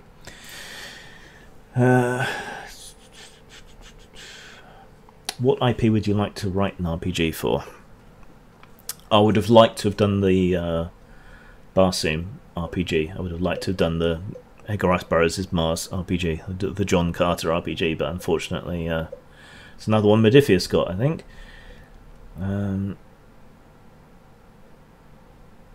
It's hard to restrain yourself from malice when you've created a demon out of your opposition. But well, yeah, but you've created the demon. I think this is why rationality and the idea of objective reality has become so threatening to a lot of people, in that it doesn't allow them to keep their demons. When you understand that your enemy is human and they see themselves as the hero, yeah, it becomes much harder to fight them. But I think that's a good thing. Who is my favourite tabletop game publisher? Currently,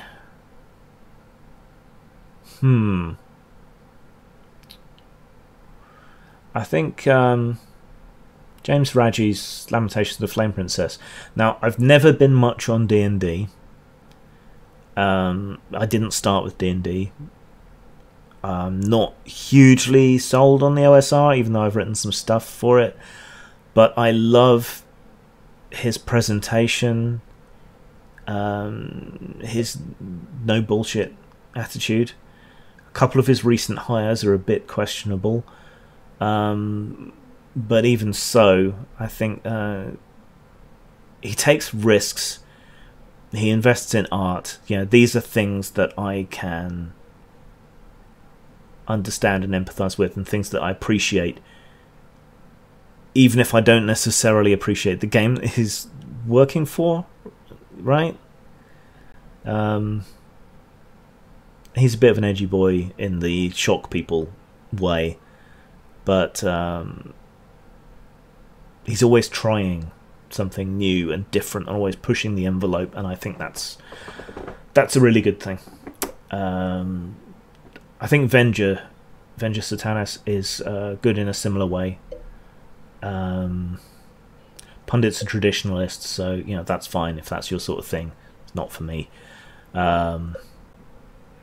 But yeah, if I had to choose one, it would be the Lamentations imprint.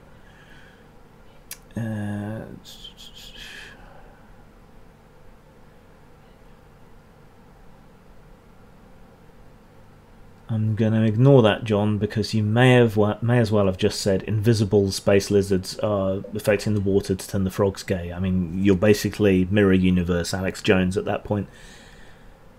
Any thoughts of Australia's assistance and access bill or the EU's Article 13? That's the banning memes one, isn't it? I don't know about the Australian one. You have to give me some information on that. I don't think the EU bill will pass, at least certainly not in its current form. The EU, for all people are panicking about it, has a really good record on this kind of thing.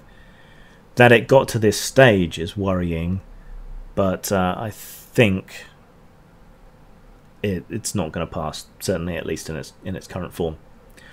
Legend of the Five Rings is a good game, yeah. Played a huge campaign of that was a load of fun. Oh dear, why did you vote Remain? Why do you think people voted Leave?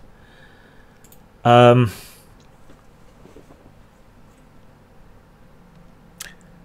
voted Remain because, for all its flaws, I think the European Union is better to be a part of than not to be a part of. On partisan political lines, I'd say that the EU has presented a more liberal and left-wing counterpoint to our increasingly right-wing governments here in the UK.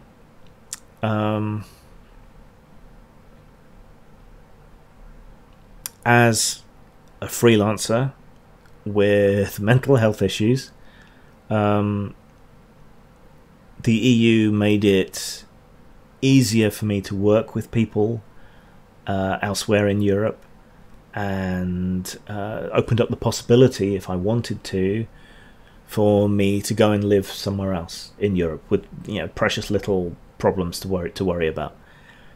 So it made us all closer. It made us all wealthier. A lot of the assistance that came into down at heel UK areas came from the EU. So the turkeys have voted for Christmas quite a lot there. And because I see it as a stepping stone towards our viewing ourselves as humanity, rather than these silly little tribes in arbitrary lines on the map, you know, I think this is the way things are going, larger blocks, and I think that's can be a good thing. I think the EU is more internationalist than it is globalist, and I think, you know, this is progress, viewing ourselves in larger terms. It's a step on the way. Why did people vote to leave? I ask a lot of people that. Most people refuse to answer. Those who do answer, I usually get something vague about sovereignty, which I don't think they understand what the word means, or it's some very parochial local issue. Those kind of make sense to me. If you live in a small fishing village and the only industry there is fishing, and fishing quotas have horribly affected you, I can understand why that would seem to be your whole world and why you would vote to leave. It's not actually going to make things better, but I would understand why you would vote for that. But mostly, it seems to be things that people don't understand or that they've misunderstood, like immigration. We've always had control over our immigration. It's just successive governments have chosen not to use that control and have blamed the EU for it unfairly. So the EU has become this scapegoat. So I don't know what's going to happen once they can no longer scapegoat the EU. Who are they going to blame then? I also voted to remain because I know a lot of mixed British-European couples who are going to be affected by that. And I can't help but think of all the relationships and business partnerships and romances and everything that have been facilitated and made possible by this closer union. And all those people, all the stress they're going to end up going through, it just doesn't seem worth it. For what? No one really seems to be able to articulate a coherent reason why they want to be out, one that stands even the slightest scrutiny. That's unfortunate. Let's see.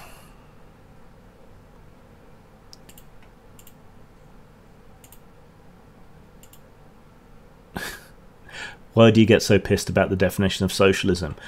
Because people keep getting it wrong. And it's both people on the right and people on the left. You've got the Marxists insisting that their use of the term is correct, and you've got a bunch of other people agreeing with the Marxists. That's why it pisses me off. In order to communicate, you have to agree on the meaning of words. And if you can't agree on the meaning of words, then you can't communicate.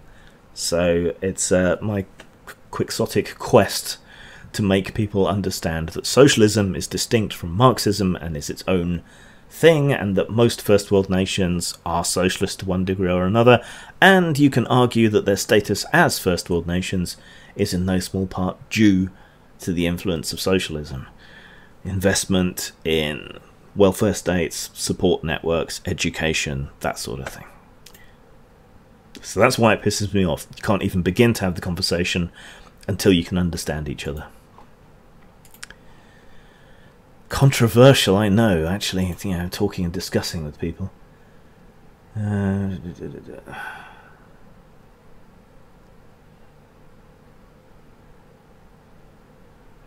Okay, that's masquerading as a real question, Len. Right. You are apparently in with the Marxists on the far left, and you view the EU as a globalist institution, while the far right views it as an internationalist socialist institution. I would tend to agree with them that it's a more socialist internationalist institution, and that's a good thing. Greece was aided by the EU. It was bailed out constantly. They've now at the stage where they're able to start paying back. Without EU assistance, it would have been destroyed more and worse. As things stand, Greece has a huge problem with corruption and so on, and with a watchful eye over it, maybe it can deal with some of those problems and become stronger in the future. But the EU prevented them being completely cratered, and I think that's a good thing, all things considered. I mean, you need to remember that up until the 1960s, Greece was basically like a South American junta. It was a military-controlled state. So they've come a long way already, and we don't want it to go back into that. The EU has consistently gone against monopolization, bad international bills like the PIP. They were against that. So if you're against corporations and you're pro-humanity and you're pro-human rights, which is the other thing that the EU has a near spotless record on, then you should be for the EU. It's fascinating how the far right see their personal demons in the EU and the far left see their personal demons in the EU. But if you've got both sides sniping at you, you're probably getting things about right, honestly. What's your thought on transgender and non-binary people? I love that people are giving me the really non-controversial questions. Okay. This is nuanced. I know that's not in at the moment. I know it's not trendy. I know a lot of people don't like it. Nuance, areas of grey and whatever.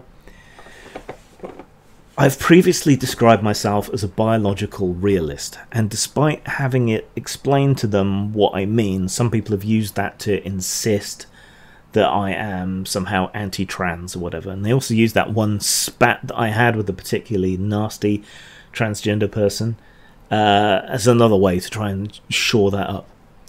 I have absolutely nothing against trans people whatsoever. I think within the bounds of reason, anyone should be able to live any kind of life that they like, unmolested, free and clear.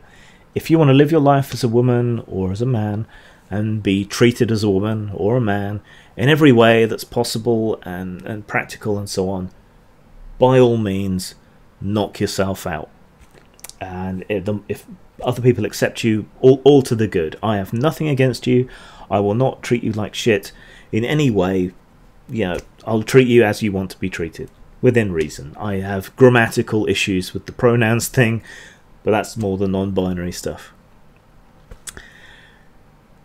But you will never be the sex that you wish you were.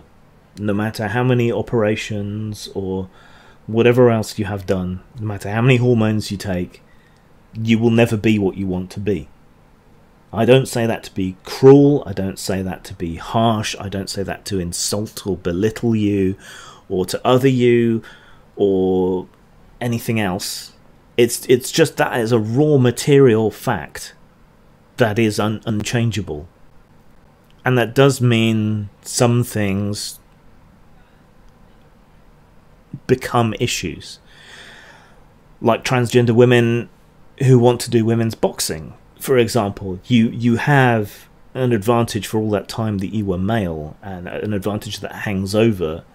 It lessens, but it carries on in terms of bone density, muscle mass, types of muscle fiber, your weight, height, all of these things. You have an advantage. You're not competing as a woman entirely. Yeah, and that's an issue. And the tests that they use currently are not the best. So it's unfortunate, but it's not fair on these women who have worked all their lives to hone their physiques that you just have this base advantage because you were actually something else. I'm sorry. I mean, this is the tragedy of transgenderism, and it's why I have sympathy for people going through it, and why, to the extent that I can, I will be as accommodating as possible, because I recognise that it's terrible and tragic and hurtful, and that you can never truly be what you want to be. But reality doesn't care about my feelings, and it doesn't care about your feelings. It is what it is, and we have to deal with it as it is. Sorry. As to the non-binary thing, outside of a very small number of edge cases of genetics and so on, it just seems like a trend. There was a trend for bisexuality in the 90s amongst girls who were doing it performatively for guys, which was a bit odd. And the whole thing reminds me of that. Again, knock yourself out, live as you want to live, but don't try to dictate to other people what they can say or how they can act. If someone wants to be an arsehole to you, I think they can. If someone doesn't want to go along with your pronouns, it doesn't mean that they hate you or they're wiping out your identity. It just means they have a basic understanding of grammar, really. I've gone on enough about how the English language works and how we don't actually have a male pronoun to go into it again, but for God's sake, do some research. It's about as ignorant as people changing history to herstory, you know?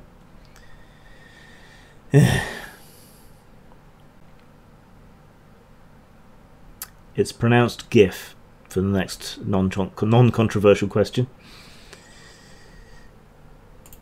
Alright, let's see what next doozy someone's given me on.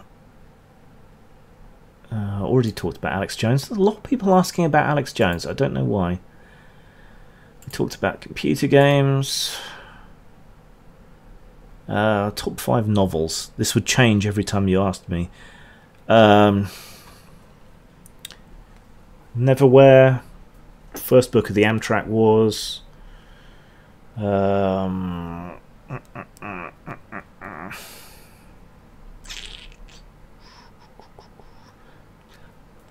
Collections of science fiction short stories. I think The Preserving Machine may be one of my favourites.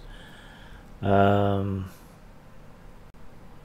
Dangerous Visions for collections of short stories. Those two. The Preserving Machine and Other Stories, and Dangerous Visions. Any of them, really. Don't know if short stories count as novels, but I'm counting them as that. And graphic novels allowed. V for Vendetta, probably. It's unfortunate that the movie made that part of internet culture in the way that it did, because the actual story is quite different. I guess they were trying to update it or something, but yeah, it's one of my favourite kind of dystopian novels. I could go on, I have loads of favourite novels.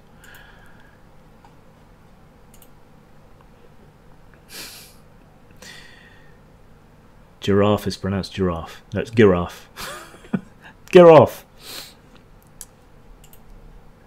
Top 5 TV shows. Again, this would be different every time you ask me. Sapphire and Steel, Blake 7, old Doctor Who. I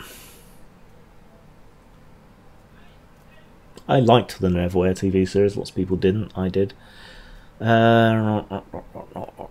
Robin of Sherwood. Mostly old TV series. There's other things that I've watched that I did like, but they never really grabbed me in the same way that these older, much cheaper series did. Fringe was good. Bones was good, but it got a bit tired towards the last season or two.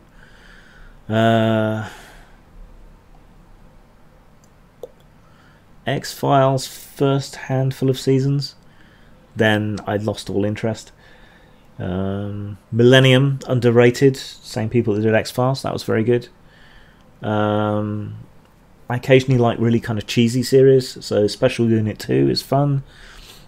Andromeda I really liked, except for the last season. I don't know. Nothing currently really grabs me enough to pay that much attention to it. So, hard to answer.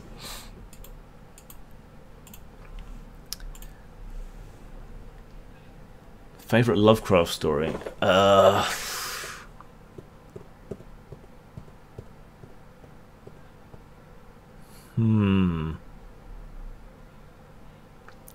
Is it The Rats in the Walls? Possibly. Or Red Hook.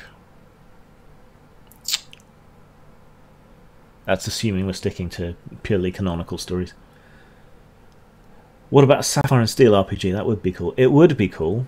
I wrote them into Agents of Swing, weirdly, as characters. I think it was as Iron and Cobalt. I think I called them.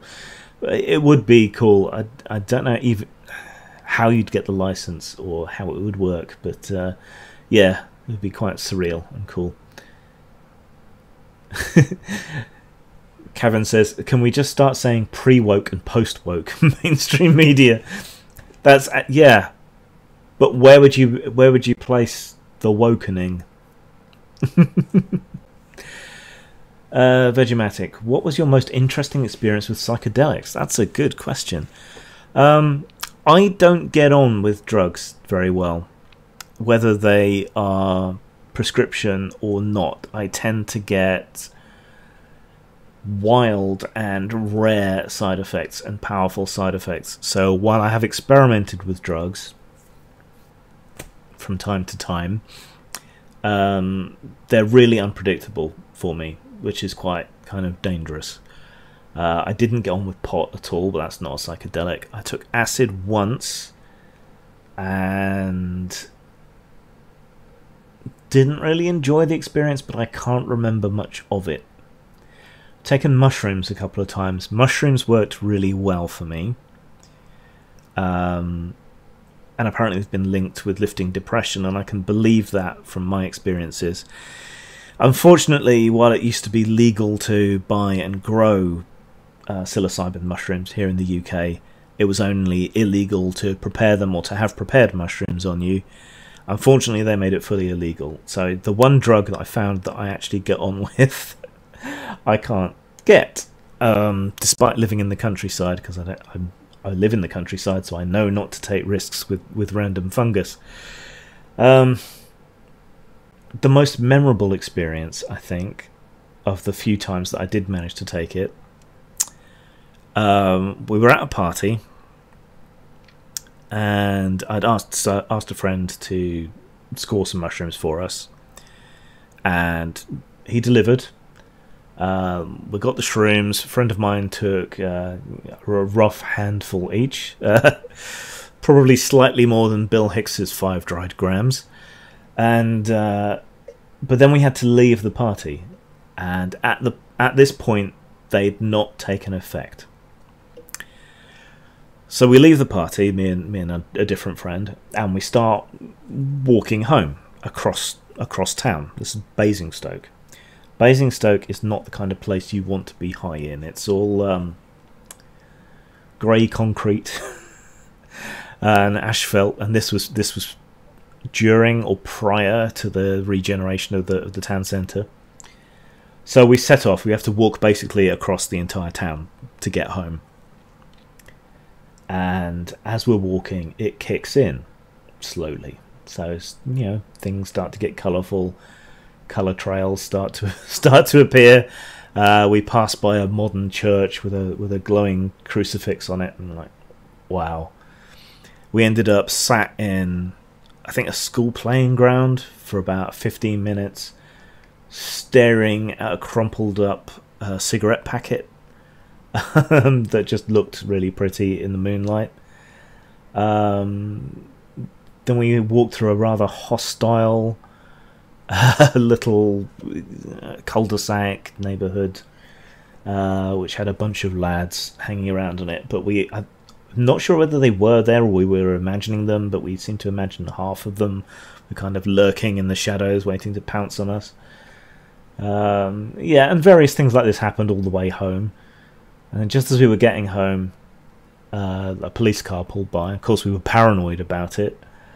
But we figured out then that the reason that police cars have flashing lights on them is so they can catch people who are high. Because you can't help but go, "Whoa," and stare at the flashing lights as they roll past. So we hit on the idea that they probably do that on purpose, so that all the stoned people just kind of stand there and watch them go and get caught. Then we got home. My housemate was waiting up for us because we took far longer than we meant to get home. So he was like, "You're late," and he was dressed for bed, and his belly button turned into a black hole and seemed to suck the whole room in.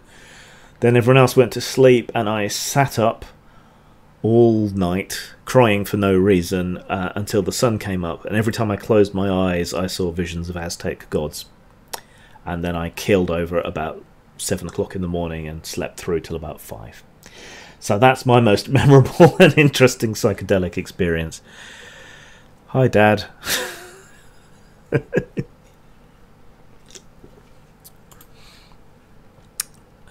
Top 5 RPGs. Dragon Warriors, Legend of the Five Rings First Edition. Fate, even though the people that make it are cunts. Cyberpunk 2020.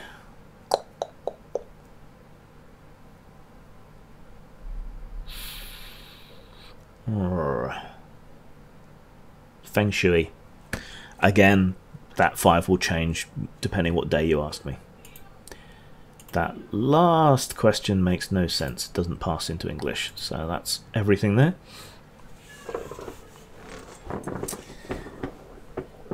Do I think Starship Troopers is a fascist utopia or a subtly written dystopia?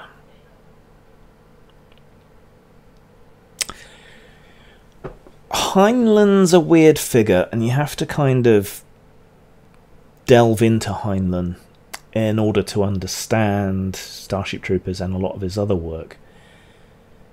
These days he gets kind of decried and demonized as some sort of right-wing libertarian or something. He was actually a fairly hippy-dippy guy. I mean, his views changed through his life. But he did serve, I think, in the Merchant Navy, if I'm remembering correctly. So he had these ideas of discipline and self-reliance and so on, certainly, but he was mostly pretty hippy-dippy until his later life. If you read Job or Stranger, you definitely get more of that kind of vibe from him. The free love and sharing and community and all that kind of thing. And that's also true of The Moon is a Harsh Mistress. Even though that's seen as kind of anarchistic and libertarian, there's a very strong sense of community and unconventional family and so on in that. So if we look at Starship Troopers in that context, it's out of character for him, but I don't think it's a proselytizing book. I don't think he's really trying to sell an idea other than perhaps the citizenship aspect. The idea of rights coming with responsibilities. I think he's exploring what's necessary in an atmosphere of total war and how technology and so on could interplay with that. So I think it's an examining of human society on a war footing as a whole. I think if you want a better examination of those same themes, you should read Barry B. Longyear's Manifest Destiny, which is a series of shorter stories that kind of tell a chronological history of humanity taking to the stars and meeting with other races and how it treats them and so on. I think that's a more thoughtful examination of a lot of the same sort of themes. One of those stories, Enemy Mine, was made into a film, which is hideously underrated. Dennis Quaid's in it, I think. And I strongly recommend watching the film, but the book puts that in the shade, and the other stories in the book are better than Enemy Mine, in my opinion. But yeah, that in a roundabout way, I guess that's my take. I don't think he was trying to sell anything in Starship Troopers, which he was in some of his other books. Let's see. Weirdly or not, you can correlate the resurgence of the popularity in board games and their replacing RPGs at cons with the rise of wokeness in nerd culture. Yeah, you can. I don't know why. Maybe it's the constraint of rules and so on in board games makes it easier to avoid social issues and problems I think you might have with other players. I mean, the game is the game, the rules are the rules, whereas RPGs are much more interpretive and much more open, whereas board games are much more rigid and controlled. Now, weirdly, I've run games with people who are on the autism spectrum, and they found the structure of a role-playing game and the interplay of social interaction easier, and they've gained a lot from it because it has rules, but they're much looser. But they found that as a useful way to kind of structure their social interaction, and it helped them make sense of other social interactions. So role-playing is good in a lot of ways, learning empathy and understanding for other people, putting yourself in their shoes and so on. But for people who are on the spectrum, it was a very good kind of gateway into better understanding social interaction. Board games take that to an extreme, and I think something similar is at play there. There's much less chance of running into something triggering, or a social faux pas, or setting someone off in a board game that everyone knows, has its themes, doesn't involve role playing or interpretation, and so on. So yeah, that'd be my take. But RPGs at cons slots are difficult to run a decent game in anyway, and they were already being squeezed out by Magic, way back. I think second to last European Gen Con I went to, RPGs were relegated to a back few rooms in a separate building, and the main building was completely turned over to Magic players and the shopkeepers, the storefronts. That was it. It's unfortunate. I think there's a gap in the market, especially now IndieCon has gone away, for having an RPG centered convention of some kind. I'd organise it if I could, but I don't really know anywhere affordable. Then there's insurance and everything. And Dragon Meet's okay, but it's not just RPGs, and it's a one-day thing. So Felbrig says, my son's autistic, but he becomes very social through his character. It's an amazing transformation. RPGs are fantastic. Yes, that's exactly what I'm talking about, and it is fantastic. And you can learn so much, and it encourages interests. Yeah, if it wasn't for RPGs, would I have been so interested in history? Would I have been so interested in politics? I don't know that I would have. It's just you don't want to say it's educational because that kills all people's interest, but they're so good on so many levels. English skills, math skills, socialization, especially amongst people who don't socialize very well or very much. All of this stuff. They're really good for that. Let's see. I dealt with all the Ask FMs. Let's see if there's anything over on Curious Cat, which hardly anyone uses.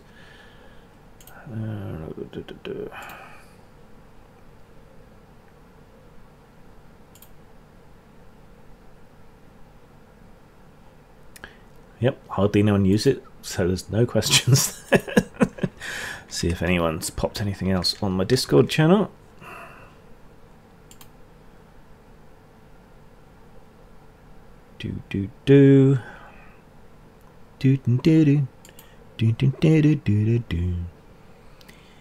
Nope, nothing there. Mines.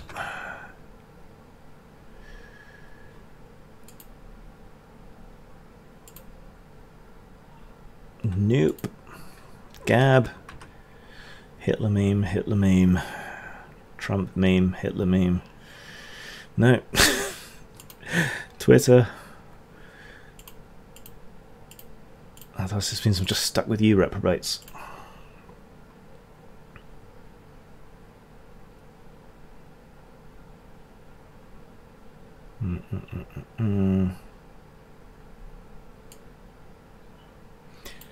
No, just some Christian guy waffling on at me.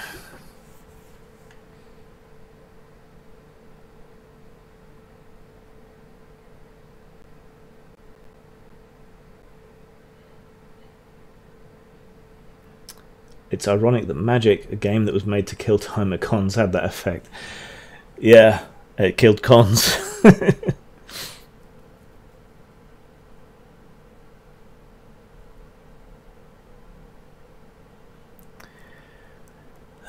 Lenin, I'm going to give you the benefit of the doubt that you're not just trolling anymore, and I wish you would have. If you want to come around and talk to me and leave comments and so on, I would far rather that you left thoughtful comments like this. I would always much rather have a conversation.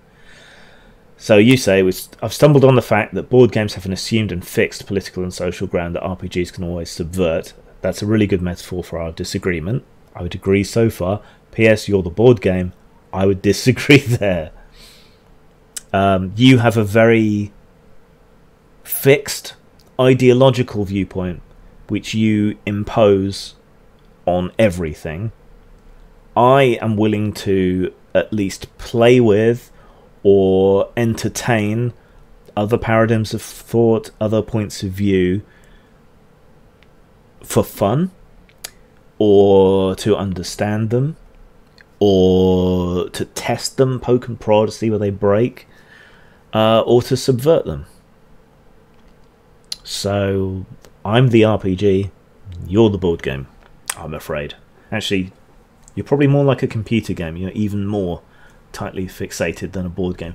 Board games you can house rule, like everyone does with Monopoly.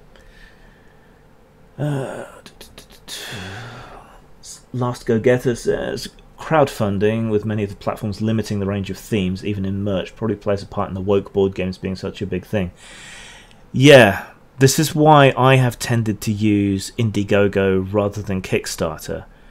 Part of the reason for that was that Indiegogo used to take PayPal. They don't anymore. I think that's PayPal's fault. And also they were much more liberal and open with what they would allow. Unfortunately, that has given Indiegogo a somewhat undeserved reputation for scammers and so on.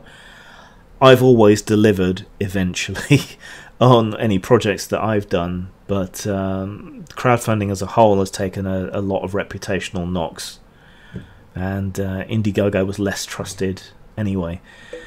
But the real point of failure in all of these things is payments. That's where the censorship is unavoidable. If the payment processors refuse to deal with certain types of product, you're just stuffed, and it doesn't matter what the intermediary company, it doesn't matter what Patreon or Kickstarter or Indiegogo or GoFundMe or whatever, it doesn't matter what they think. You know, they have no control over the payment processor, and if they don't bow to the payment processor's demands, then they're just fucked, as we saw with MasterCard recently and Patreon. And this is the only real legitimate reason I can see for cryptocurrency, in that it allows an end run around that problem. But unfortunately, cryptocurrency is still pretty impenetrable to the layman. It's complicated, it has a reputation for scamming and spamming and all kinds of other issues, and association with, you know, criminal networks and so on. So unfortunately, while it's a solution to the problem, it's not yet a practical solution to the problem. Hopefully it'll get there in the end, but yeah, that's the point of failure. So, and Indiegogo have tightened their rules, so I don't know if I'll be able to do any sexually themed or horror themed projects as crowdfunding things anymore. I'm going to try and set up my own SalesPoint website, probably end of this year, moving into next year. But even that's fragile. I have found a business that's willing to host the shop, and I found a single bank, Barclays, that has a merchant account that allows for the buying and selling of adult merchandise. Bearing in mind, here I'm only talking about, you know, cartoon porn occasionally. But I have to get the same payment processor that would be selling hardcore pornography or, you know, something like that. It's absurd, and that means you end up losing a higher percentage and all the rest of it. But that's got to be better than the percentage I lose currently by selling through Amazon or RPG Now. I'm hoping I can direct enough sales over to my own site eventually to make it worthwhile doing that. but we'll have to see, I guess. Chad Tabletop RPG versus so greater than Virgin video game. Yeah, pretty much. So you've got console peasants, glorious PC master race, and then incandescent beauty of RPGs. That's the way it goes. Cash is also associated with criminality, and they're trying to get rid of that too. Yes, I've noticed a big push on that from banks. Whenever I go to a cash machine, it's telling me, "Oh, you don't need to get cash. Cash isn't. You don't need it. You've got your debit card. You can just use that and contactless and woo doo doo doo." Yeah, I like money occasionally. Thanks. I like to be able to physically count my moolah. China is showing us where this is going to go, I think. They mostly use this WePay thing. If you don't have a mobile phone, or you don't have access to these social media platforms in China, it can be very difficult to buy anything. Get Work Go Broke is a good name for a card game. I've been tempted, but after the trouble with the Gamergate card game, I don't know where I'd sell it, and it's just not worth the development time. And card games are more expensive to produce and more expensive to get artwork for, and they're very hit and miss. For me to get another Hentacle, which was wildly successful, considering, doesn't seem likely. And if I did sell it, I'd probably have to do it through my own site. Though the Gamecraft, I have been good about selling adult stuff. So, Quartering's doing a board game on it, so I can't. Fair enough. Maybe he'll get me to work for him. Virginmatic asks, which is worse, anxiety or depression? You're asking at a weird time. My depression is mostly under control at the moment. The new drug regimen that I'm on is a lot better, but the anxiety has been getting a lot worse. Both of them can prevent me from doing stuff, but depression stops me doing stuff even when I'm at home. Whereas anxiety just kind of prevents me from going out and socializing. This is fine because I'm in control of the environment. If I feel bad, I can just switch the camera off and go away. But face-to-face social interaction is difficult. And it has stopped me doing a lot of things that I would really like to have done. I managed to push myself to go out and meet Satine and people in London when they were over in the UK visiting. But I found myself being really quiet and kind of standoffish, which I wish I hadn't been, because I love her to bits and she's brilliant. And I felt like I was kind of draining the joy out of the room a bit. It was a bit unfortunate. I couldn't people that much, whereas the whole point was to go out and meet people. And I was also worried that my presence there was going to end up distracting, or someone would realise who I was. And people hate me for no explicable reason, but they do. I was worried it would cause her problems and so on. She didn't care because she's lovely, but that was just awkward, and that's just an example of how the anxiety affects me. Even when I do manage to drag my ass out, I spend all the time worrying about being anxious. Does that make sense? I don't know. I don't like it, and that part has been getting worse. So at the moment, I'd say anxiety is what is worse because it can affect everything.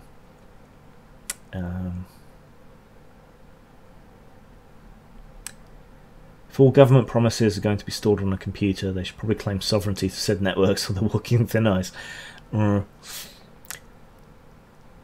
It's a problem, actually. This right to be forgotten. I've kind of gone both ways on it. I think we need to socially engineer ourselves to be more forgiving, because the internet doesn't forget, and every little comment, every little childish mistake or whatever lives forever. I think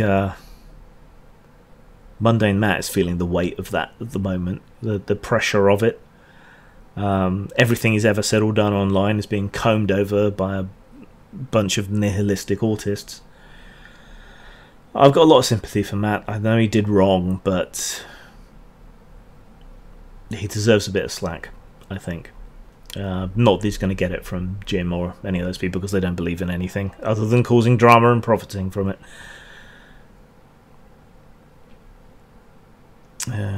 You might as well use crypto if there's no cash. You have about the same protection in that situation. Yeah, pretty much.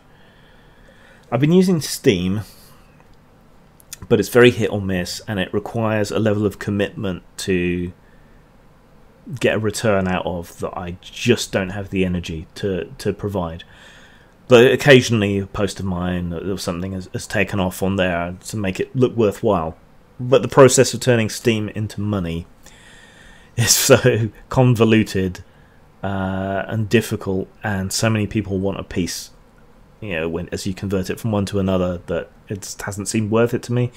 Same with mines. I think in time crypto technology will get to a point where it's usable, but it's just not there yet. I wish the team wasn't so closely associated with Mr. Self-Loathing SJW himself, Zach S. Zach isn't really an SJW, he's an SJ. Yeah, he's for actual social justice. I mean, the dude is tattooed with his girlfriend's prescriptions and medical information. Yeah, he's a good dude. He's just so weirdly obsessed with what people think about him. I kind of appreciate and understand where he's coming from, but he will throw people under the bus for political expediency. He's far too savage in the way that he tries to defend himself, and it only feeds the legend. You know, he disassociated from me because it was not politically expedient for him to be associated with me.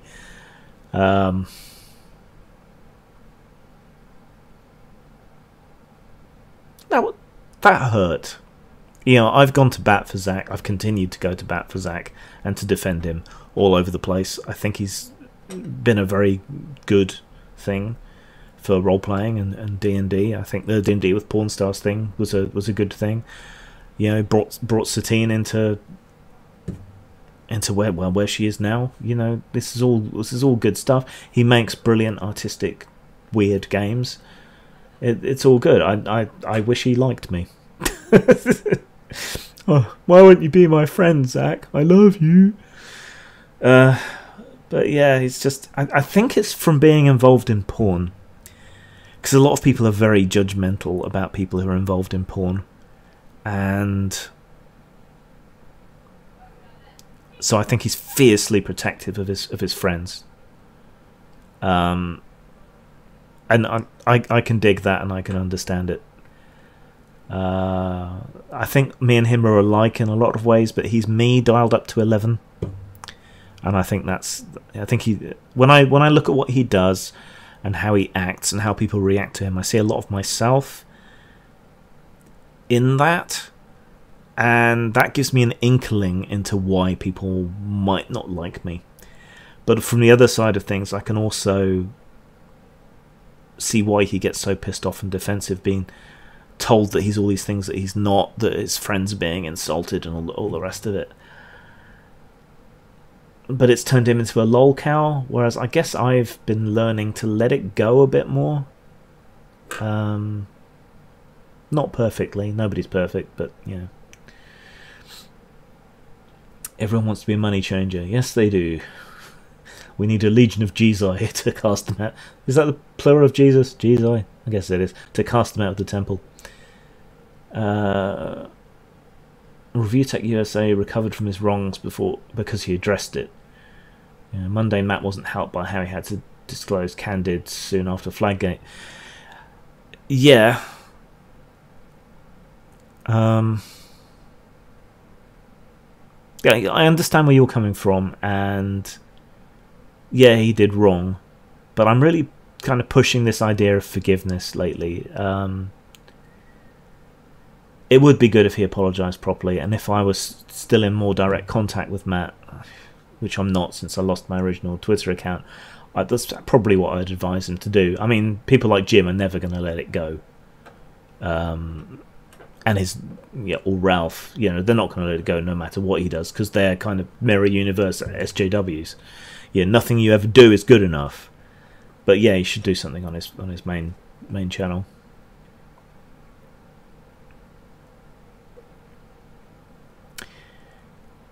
Kevin says Zach's just way too vengeful. I know you said more than that, but that's the point. Yeah, he is. He won't let it go ever. And I think to an extent I have learned to let it go. I think that's the difference between us.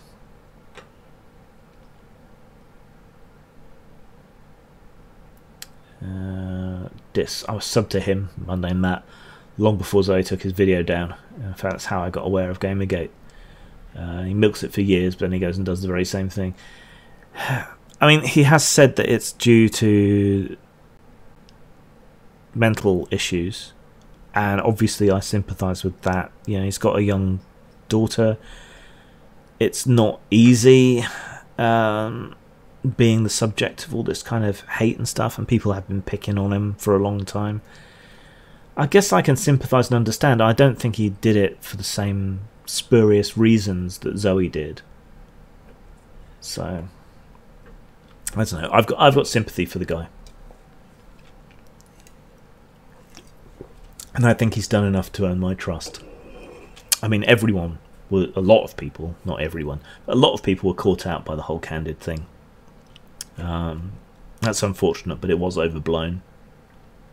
I mean, it is hypocritical, and I can't stand hypocrisy. But I think the guy's done enough to deserve a break. I hope he does do a proper apology at some point, and I hope he's got people who can support him, because it's not easy being the target of this much hate.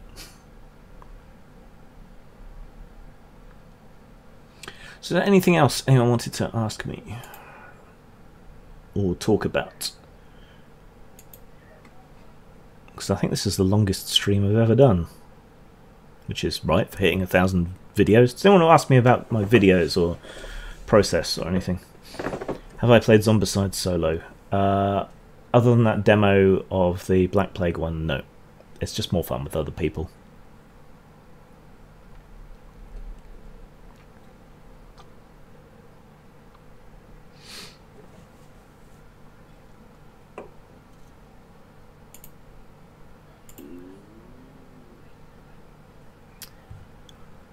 So yeah, before we wrap up, just any questions about the videos, the channel, anything about the process or stuff I use that anyone wants to ask? Has anyone got any suggestions? Torg Eternity, I will check it out. Distant Vibe says, was there a point when you had more subs? Because it seems like you should have more. No. What am I on now? I seem to be stuck around 1936, 1937. It's kind of I'm wondering if they're throttling my subscribers. So that's what seemed to happen on Twitter. I got to 5,000 subs, and that was it. It would just wobble up and down.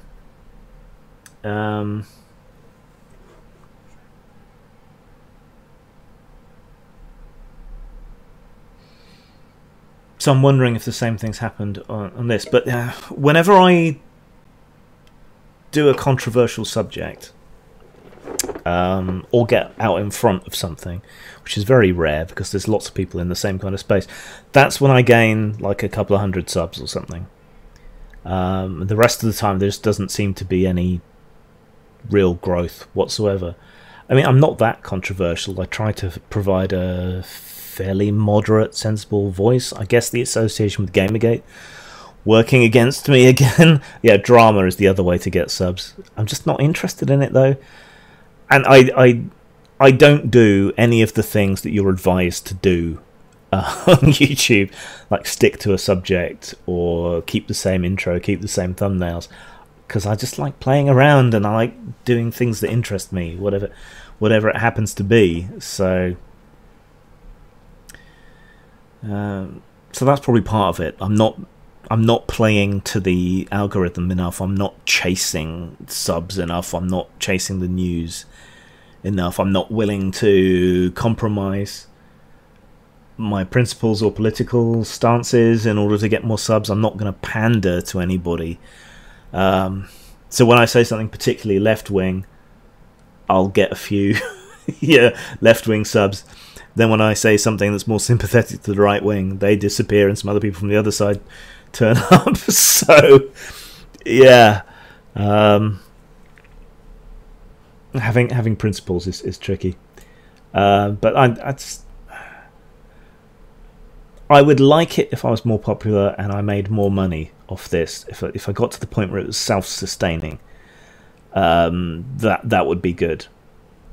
But that's the extent of my ambition, because the main reason for doing it is, like I said before, it's about communication. It's harder for people to misunderstand me or my tone or whatever if they can see me and hear me and see my gestures and all the rest of it. So it was out of a pursuit of easier communication that I started doing this. I don't think I could stop at this point. Where do I get my video animations, etc. from? Some of them I make, and that's usually frame by frame using Photoshop. You can usually tell those because they're very crude and shit. I got a free month of access to Video Blocks and basically downloaded everything I could during that free month. There's various other sites you can get stock footage from. Pixabay is quite good. It's limited, but there's some good stuff on there. Filmora, which is the software that I use to do my videos, has some good stock animations and things, and you can mix and match. So what I tend to do is to mix several things together to come up with something new. Otherwise, there's plenty of stock footage on YouTube. Just use Online Video Converter and you'll be able to download in high res. Most of the other free sites won't let you download at high res without installing their app or something, and then you get pop-ups and adverts and God knows what else. AAVFX is a good one. It tends to be a bit too colourful, but some of his older animations are good for backgrounds. You just gotta hardwire your Google Foo, hone it, and then you'll get there. But mix and match stuff. Find your voice. I think I've finally sort of settled into my style, my groove, I think. Glad to have made your night, Dis. It's been fun. Doc Phobos needs some theme music. Any recommendations? I don't know what kind of style you're after. Casket Bound takes commissions, I think, to produce music, but he's got a very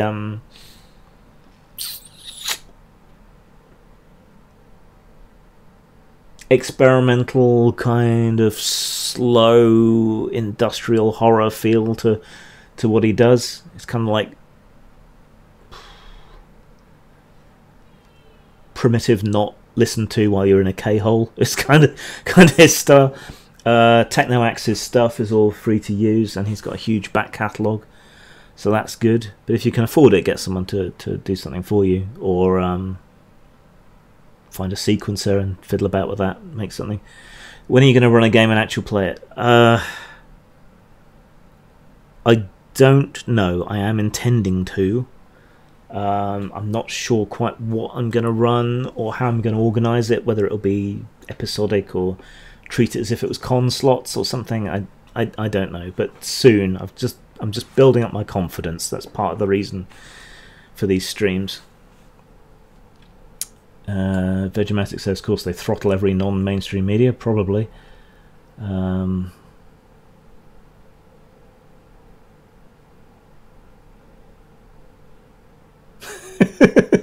Siren says, turns out there are only 1.9k moderate centrist libertarians in the world. I'm not moderate, I'm far left, God's sake. Do I have a little black book of game ideas you'll eventually get around to making? Yes. Casket bound with a K. Yes, I have notepad files on the computer and notebooks with all kinds of ideas scribbled in the margins. I wouldn't say I'm a centrist, I'm a pragmatist. My actual ideological viewpoints are fairly extreme and on the left, but I am willing to compromise, and I recognise that many of my ideas and things that I want from society are not practical or would require doing things that I don't think are acceptable. So, you know, you can't force people, in my point of view, to act in the ways that you want. You need to persuade. And lots of people just won't be persuaded. So I'm willing to compromise and be pragmatic. So a radical pragmatist. There you go. Ideological, anarchist, pragmatic, socialist, and all-round radical pragmatist. So there.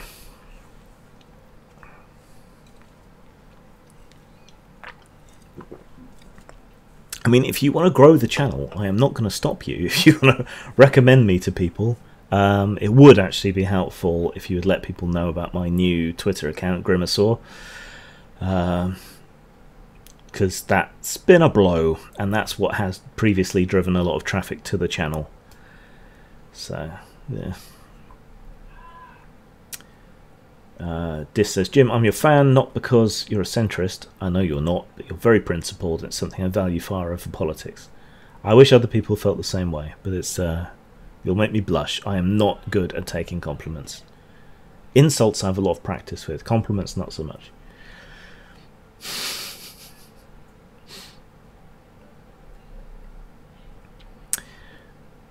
Right, I think it being nearly 11 o'clock, we'll give it 5 more minutes, then I'll log off. Then we'll have had a nice round 3 hours that nobody is ever going to listen back to.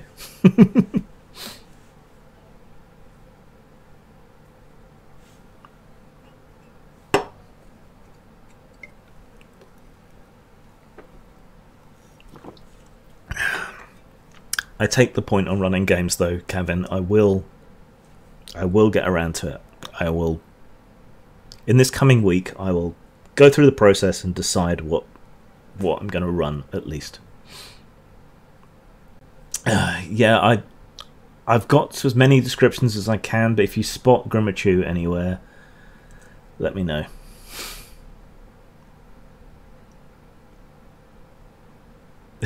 Rounded, grounded, pragmatic centrist. Is that the name of your political party? No, but maybe it should be. The Pragmatic Party.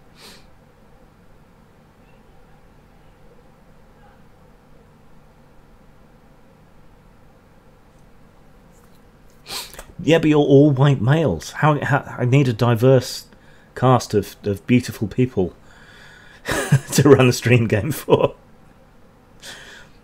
Otherwise, what's the point?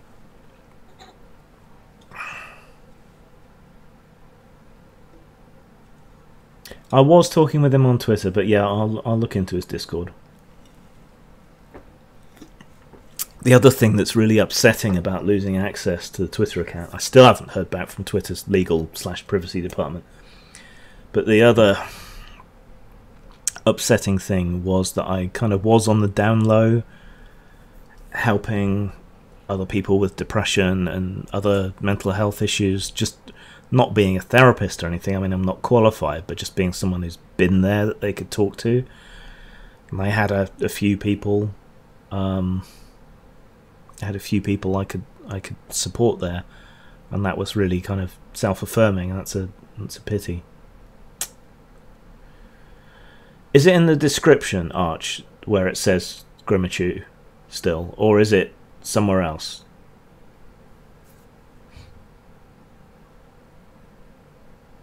Because if it's in the description, that's an autofill field, I think, so I can then go back and check that. Description. Okay, right. Fantastic. Let me just make a note so I remember. Head like a sieve. Video description. Grimachu to Grimasaur. And when that inevitably gets deleted, Grimander, I think.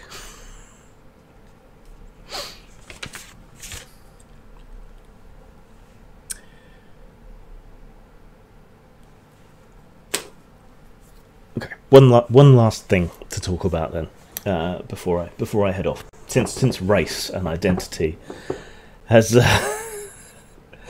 has come up, I will check that video disc. I think someone recently suggested that I was maybe white Asian. My race and racial mix seems to be a topic of some interest to people, particularly when I run into the far right. It's weird. And it's something that's actually dogged me all my life. I think the only race I've not been mistaken for is Polynesian. Everything else I've been accused of being at one point or another. So, my friend's grandmother always used to think I was Chinese. She would refer to me as that nice Chinese boy. I don't know why. She was old and a bit crazy, so, you know, maybe that was it. When I've gotten into arguments with the far right, and actually sometimes with the far left, they suddenly seem to become obsessed with my race. I know I've got quite a prominent brow ridge, and when my icon was black and white, in the old hat, I was quite often accused of being black or half caste. As you can see, I am white. So that was interesting. And then alt-right people have suggested that I'm Mongoloid in the sense of Chinese again, not in the sense of Down syndrome, fortunately. That's why mums go to Iceland.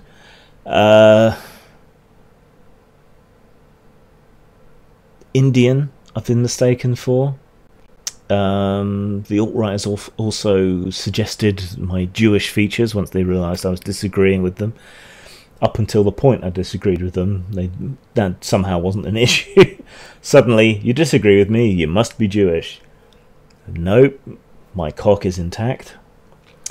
Yeah, it's just been weird and interesting to see so many different people project their racial bias and viewpoint onto me. I guess I have one of those faces somehow that can look like all kinds of different things. People on the far left have also assumed, again when my icon was black and white and in the old hat, you know, someone on the far left thought I was black and betraying the cause somehow. It's quite a fascinating insight into Black Twitter when that was going on. You say mixed race now, dearie. It mustn't be racist. So not mulatto or half caste or whatever else. Okay, different term tomorrow. I like the sound of Blasian, black and Asian, and plus they're kind of cute, you know. But as far as I know, I am completely white. There's apocryphal stories of there being some gypsy blood, which would explain why some people might mistake me for South Asian, I guess. But I'm fucking pale. Christ.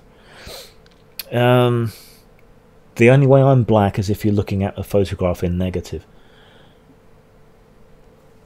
There's some possible Jewish influence in the London wing of the family, which I am distantly related to, but his Blasian. So yeah, as far as I know, I'm completely white. I haven't done one of those 23andMe things because it just seems like a waste of money and it's not really accurate enough to tell you that much. But yeah, so far as I know, I'm a filthy white oppressor. Maybe I should pretend that I'm not. Who knows? It doesn't matter anyway, does it? I don't know why people get so obsessed by it. I don't give a fuck. Call me what you like. What matters is the argument. Right, well, I guess that's about it. It's been fun. I've enjoyed hanging out. I'm not going to make a regular habit of this. I know a lot of people stream all the time for those sweet, sweet super chat bucks. But it's just it's not super my style. So I'll just do it occasionally. And you know, we've got the Fuck This Gay Earth every Monday, unless I get interrupted, in which case it's usually Tuesday. So you can feel free to tune in then.